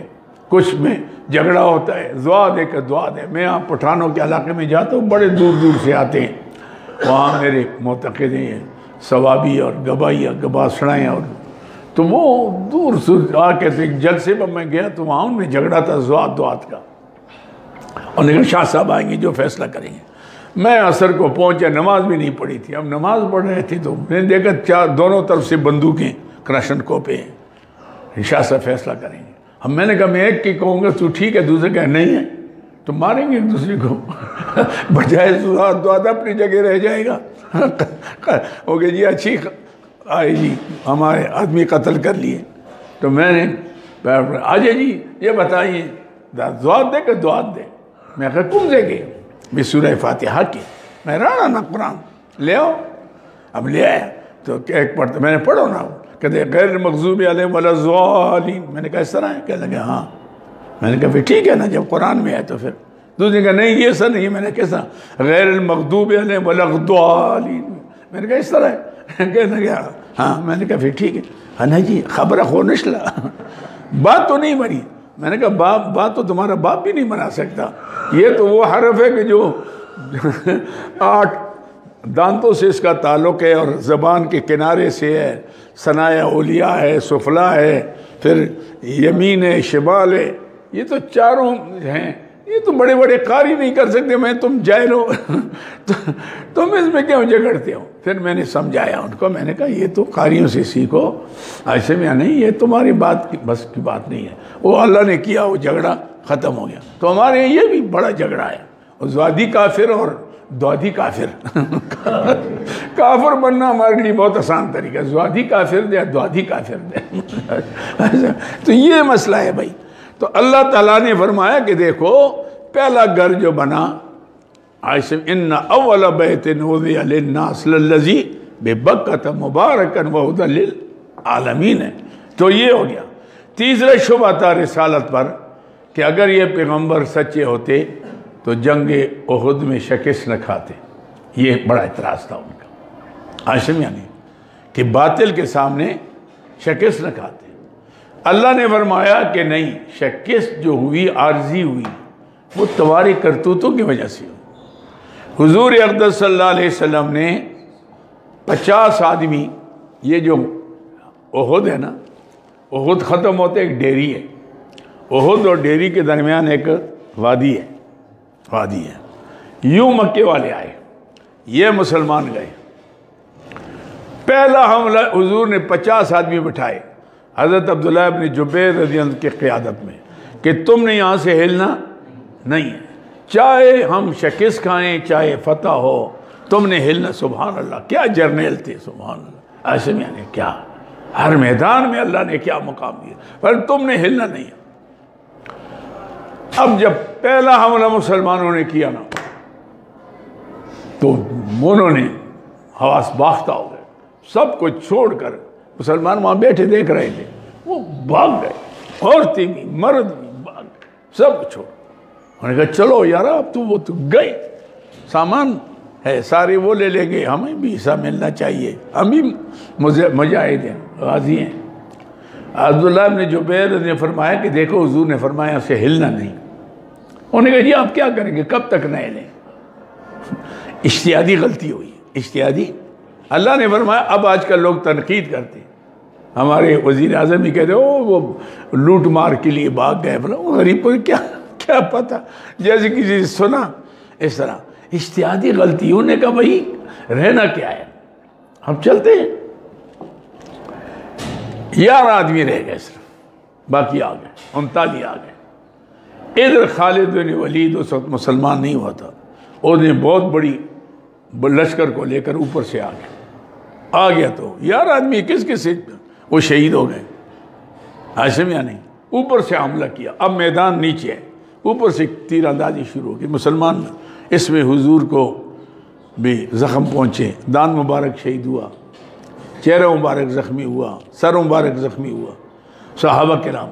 تو اللہ تعالیٰ نے اس صورت میں بار بار بتایا، بعد ما عصوا، تم نے نبی کی بات، اس میں تو اللہ نے یہ بتایا کہ چاہے مسجد ہو، چاہے بازار ہو، چاہے میدان جنگ ہو، چاہے سیاست ہو، تم نے نبی کے طریقے کے خلاف نہیں چلنا، چلو گے تو فائدہ نہیں ہوگا، نقصان ہی ہوگا۔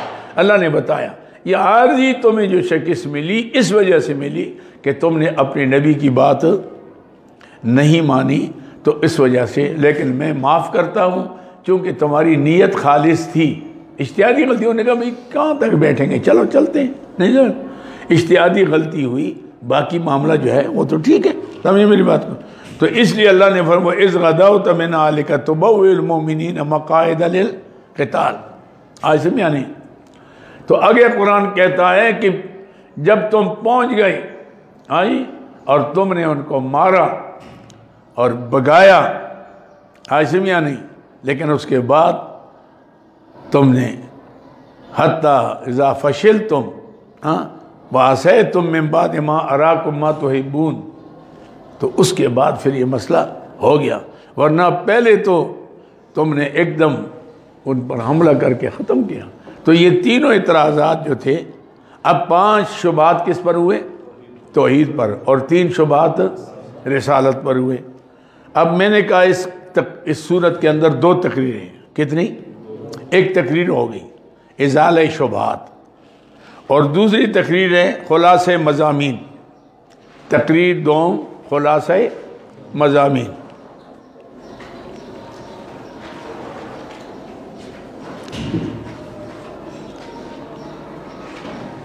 سورہ آل عمران میں سورہ بقرہ کے 4 مضامین، یعنی توحید، رسالت، جہاد، انفاق فی سبیل اللہ،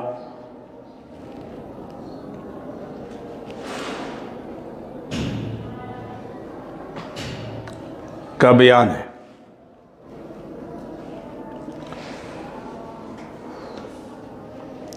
سورت کے ابتدا سے لے کر او یامرکم بالکفر بعد اذ انتم مسلمون، ایامرکم بالکفر بعد اذ انتم مسلمون، الگ سورہ آل عمران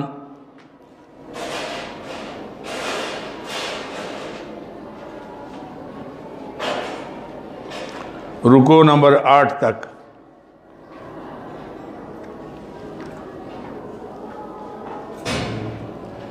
مسئلہ توحید کا بیان ہوگا۔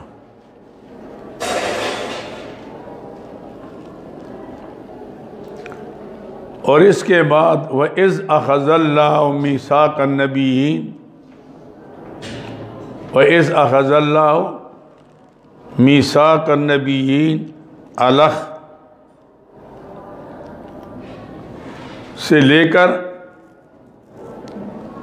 فقد ہدی الی صراط مستقیم، فقد ہدی الی صراط مستقیم آیت نمبر 101 تک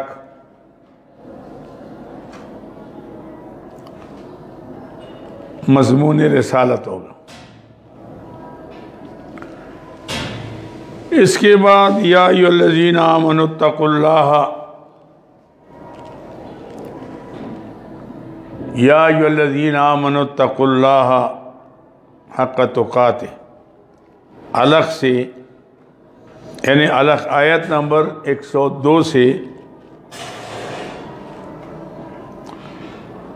واللہ غفور الرحیم آیت نمبر 129 تک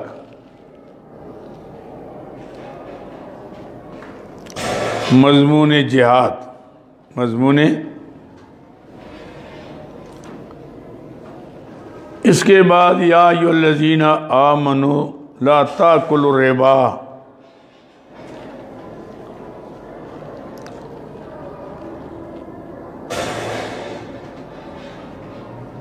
آیت نمبر 131 سے مضمون انفاق فی سبیل اللہ۔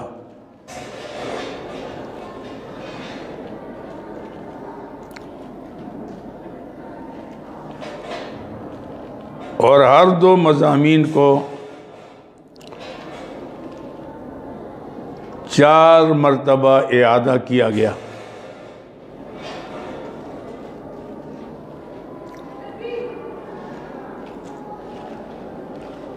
چار مرتبہ اعادہ کیا گیا۔ پھر للہ ملک السماوات الگ سے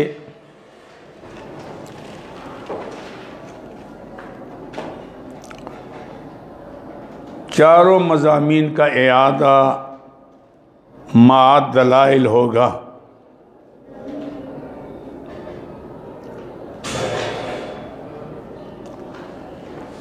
باقی صورت میں زجریں، تخویفیں، بشارتیں،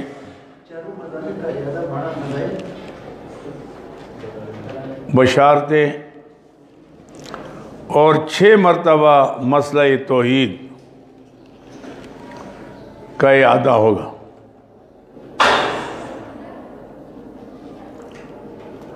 مختصر خلاصہ سورہ آل عمران۔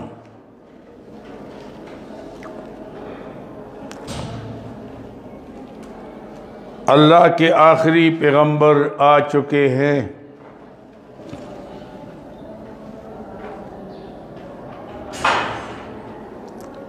جس کا انتظار تھا۔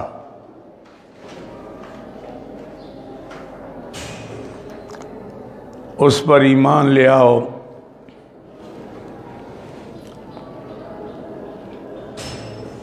اور اس کا لایا ہوا پیغام مان لو۔ حضرت عیسیٰ علیہ السلام کی پکار کو چھوڑ دو۔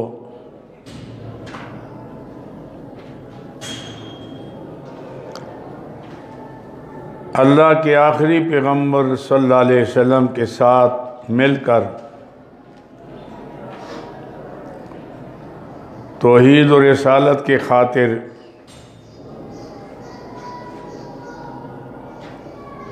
مشرکین کے ساتھ جہاد کرو۔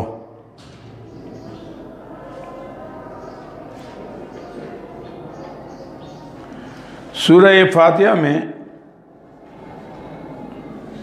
3 گروہ یعنی منعم علیہ، مغضوب علیہ اور ضالین کا اجمالی ذکر تھا،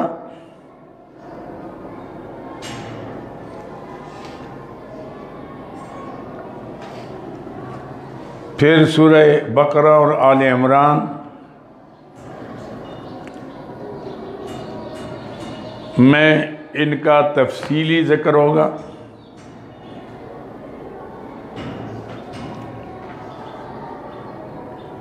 نئی سورہ بقرہ میں مغضوب علیہ کا تفصیلی، یعنی یہودیوں کا مغضوب علیہ کا تفصیلی بیان تھا.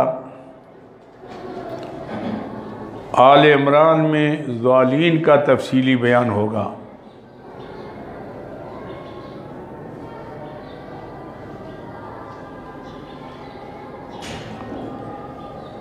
آگے سورہ نساء میں اصلاح معاشرے کے احکام آئیں گے. ٹائم کیا ہوا؟ چائے بھی ٹائم ہے. ماشاء اللہ. قاری صاحب تھک کے نہیں؟ ہمارے قاری صاحب بہت دنوں بعد آئے. انہوں نے یہ ابتدا میں انہوں نے لکھا ہے، وہ قاری خورشید صاحب جو نام ہے نا، پرانے ہمارے ساتھیوں میں. شاگرد تو بڑے زمانے کے تھے، اب تو استاد بھی نہیں بنتے، آتے نہیں ہیں. ماشاء اللہ. جی نہیں، قاری صاحب بہت وفادار شاگرد ہیں واقعی. 40 سال پہلے کا وہ رشتہ ابھی تک قائم ہے. آتے بھی ہیں، نذرانے بھی دیتے ہیں. کبھی مولوی نذرانہ دیتا ہے مولوی کو. یہ اچھا جی آگے. اس لیے اللہ نے کامیاب کیا. سارے بیٹے افسر ہیں، باہر لکھپتی ہیں. آپ پر بھی مہربانی کریں گے، دعوت کھلائیں گے، لیکن ان کے لیے ایک دعا کرنی ہے ہم نے. ہاں، ایک مسئلے کے لیے.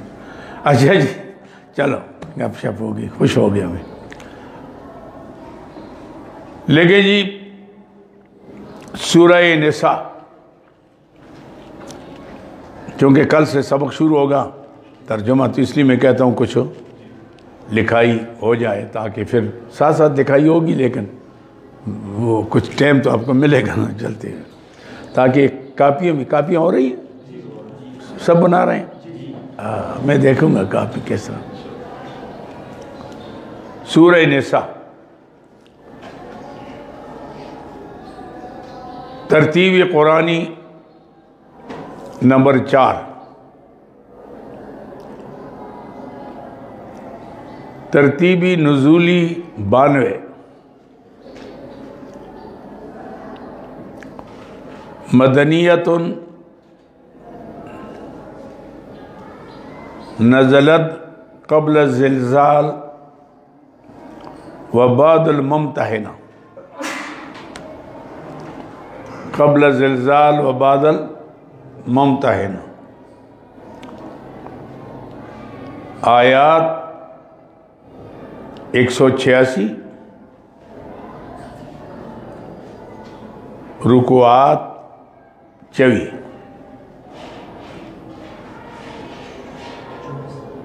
یہ تو ہو گیا نا.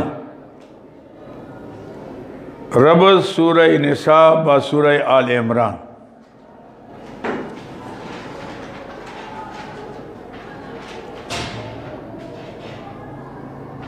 سورہ فاتحہ میں 3 جماعتوں، یعنی منعم علیہ، مغضوب علیہ، مغضوب علیہ، غیر المغضوب نہیں ہے، مغضوب علیہ اور ضالین کا اجمالی ذکر تھا.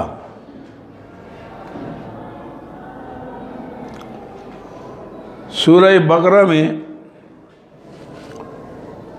مغضوب علیہ یعنی یہودیوں کے حالات، واقعات اور ان کی قباحتیں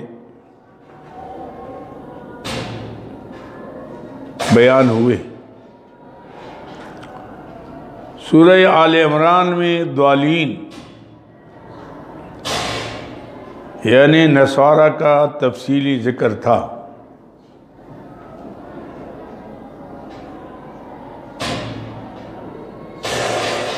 تفصیلی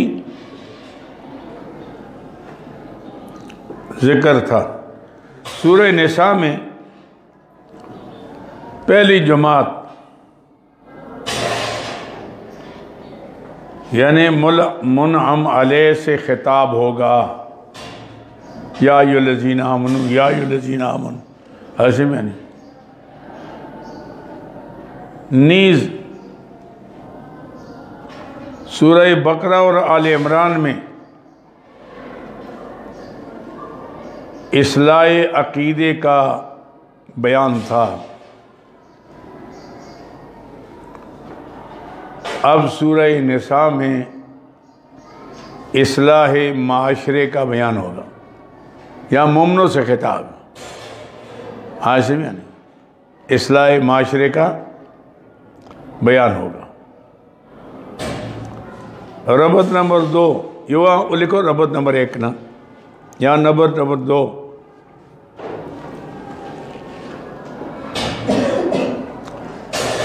سورہ بقرہ میں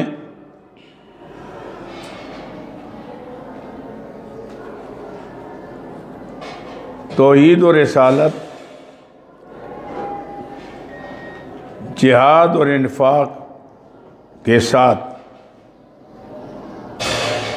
امور انتظامیہ اور امور مصلحہ، سورہ بقرہ میں ہاں کیا لکھا؟ توحید و رسالت، جہاد اور انفاق کے ساتھ امور انتظامیہ اور امور مصلحہ کا ذکر تھا۔ اس کے بعد آل عمران میں ان مضامین کے ساتھ ساتھ توحید و رسالت پر جو شبہات اور اعتراضات تھے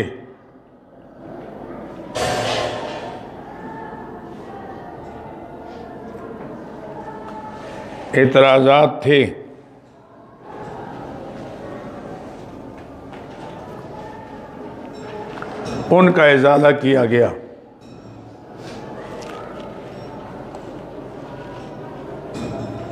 اب مسلمانوں کو اجتماعی طور پر منظم کرنے کے لیے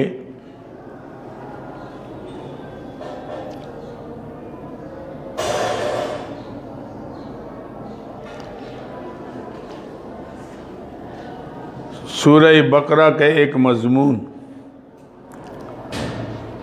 یعنی امور انتظامیہ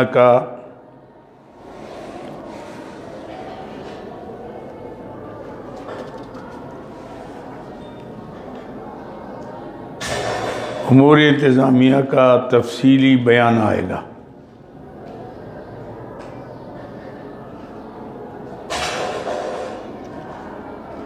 تفصیلی آئے گا۔ آگے لے کے موضوعی صورت،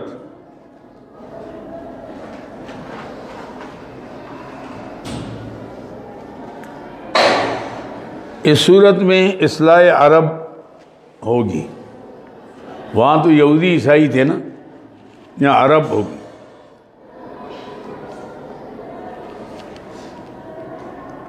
اس میں 2 باب آئیں گے۔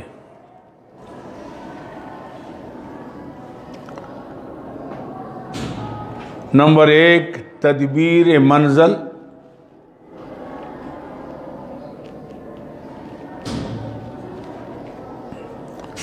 نمبر 2 سیاست مدنیہ۔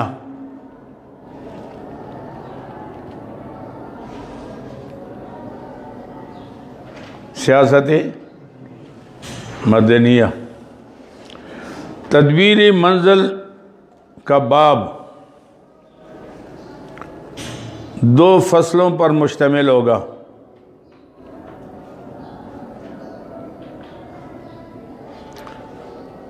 نمبر 1 قانون اصلاح اعمال،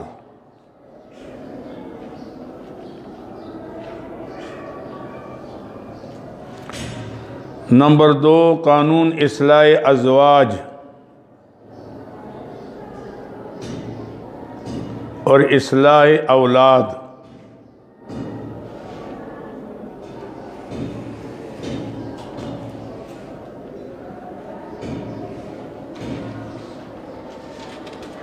اصلاح اولاد.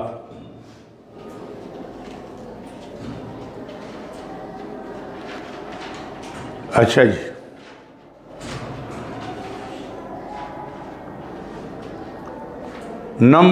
یہ ربط نمبر 2 لکھ لیں پھر.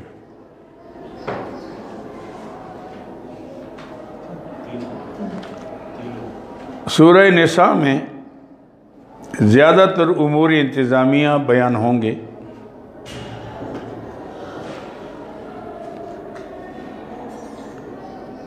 چونکہ امور 2 قسم پر ہیں.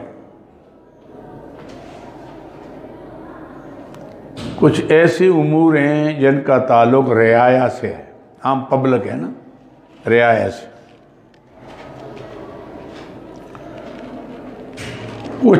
کچھ ایسے امور ہیں جن کا تعلق حکام سے ہے.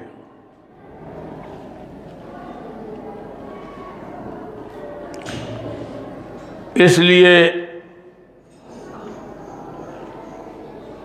اس صورت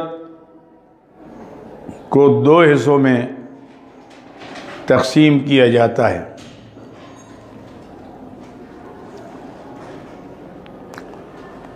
پہلا حصہ ابتدا سے لے کر وَنُدْخِلُهُمْ ظِلًّا ظَلِيلًا وَنُدْخِلُهُمْ ظِلًّا ظَلِيلًا سورہ نساء آیت نمبر 57 تک ہے.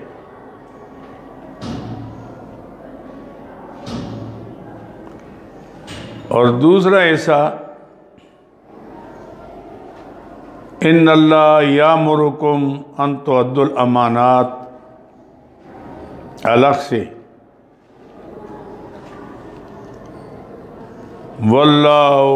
وکان اللہ بکل شیء محیطا وکان اللہ بکل شیء محیطا آیت نمبر 126 تک.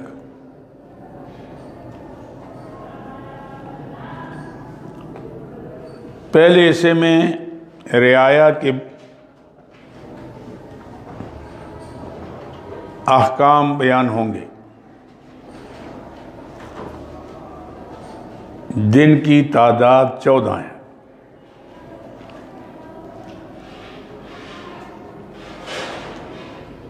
دوسرے حصے میں احکام سلطانیہ یعنی حکومت کے ذمہ داریاں جن کی تعداد 9 ہے.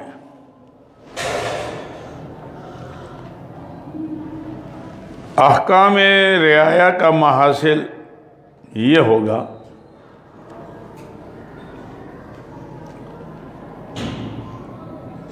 کہ ایک دوسرے کی حق تلفی نہ کرو، ایک دوسرے پر ظلم نہ کرو، ایک دوسرے کی حق تلفی نہ کرو اور ایک دوسرے پر ظلم نہ کرو. اور احکام یہ تو ان کا ہو گیا نا، رعایا کا ہو گیا. اور احکام سلطانیہ کا محاصل یہ ہوگا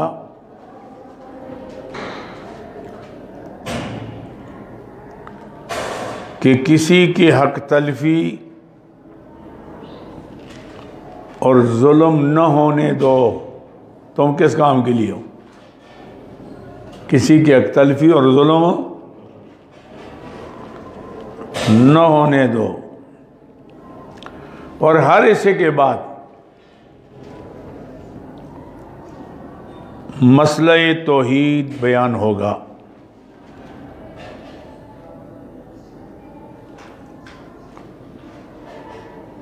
حصہ اول کے بعد اجمالی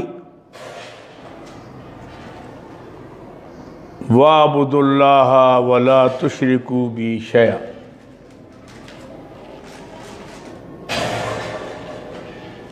اجمالی آج ہمیں آنے. اور حصہ دوم کے بعد تفصیلی ان اللہ لا یغفر ان یشرک بہ الخ. دیکھا آپ نے؟ اب پوری صورت کیسے آپ کی آ گئی نا سمجھ؟ یاد کر لو گے تو پھر کہا کہ تو پڑھا ہے ہم نے سب کچھ.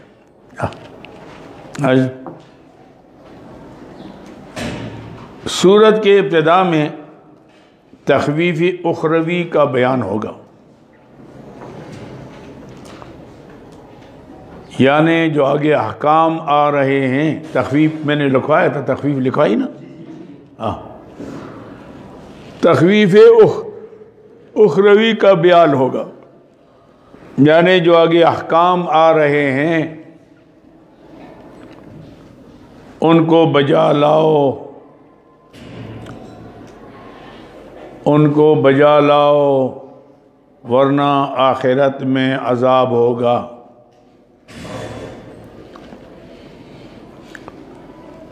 اور اس کے بعد عذاب سے بچنے کے لیے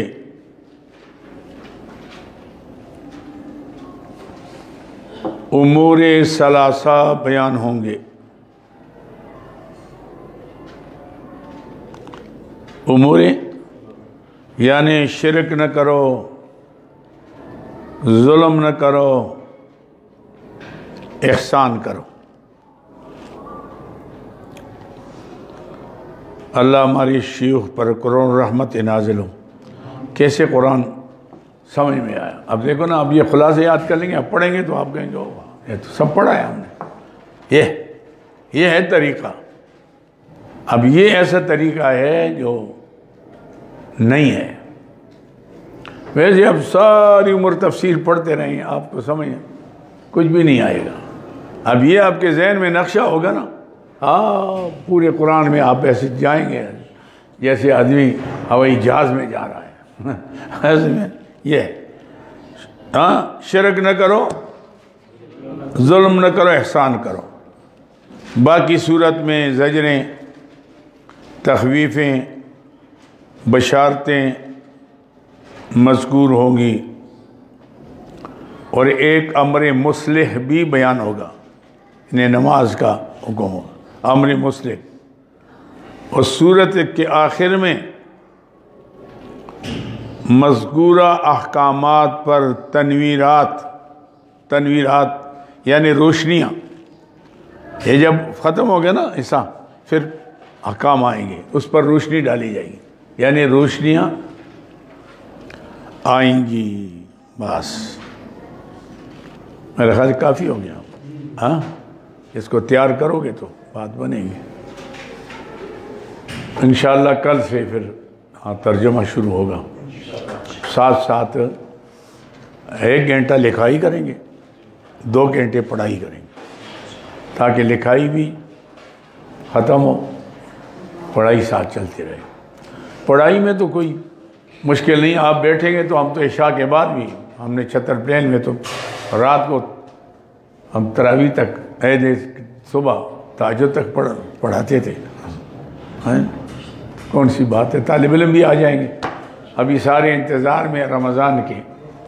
کوئی اب کل 2 آدمی کے فون آئی دور سے، کہنے لگے جی کرونا کی وجہ سے وہ نہیں آ رہے. میں نے کہا لاک ڈاؤن تو نہیں ہوا. کہنے لگے ہمارے یہاں تو آتا ہے کہ بھئی پنڈی میں لاک ڈاؤن ہے. میں نے کسی مولوی نے بتایا ہوگا.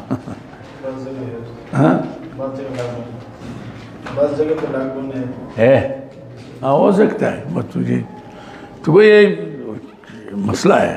شکر ہے شروع ہو گیا. بس انشاءاللہ. ہم نے کون سے پیسے لینے ہیں، تھوڑے ہوں زیادہ ہوں تو آ جائیں گے طالب علم انشاءاللہ. وآخر دعوانا لا تجعلنا فتنة للقوم الظالمين نجنا منهم. اللهم ارحمنا بالقرآن العظيم واجعله لي إماما ونورا وهدى ورحمة. اللهم ذكرنا آناء الليل وآناء النهار واجعلنا حجة يا رب العالمين. صلى الله تعالى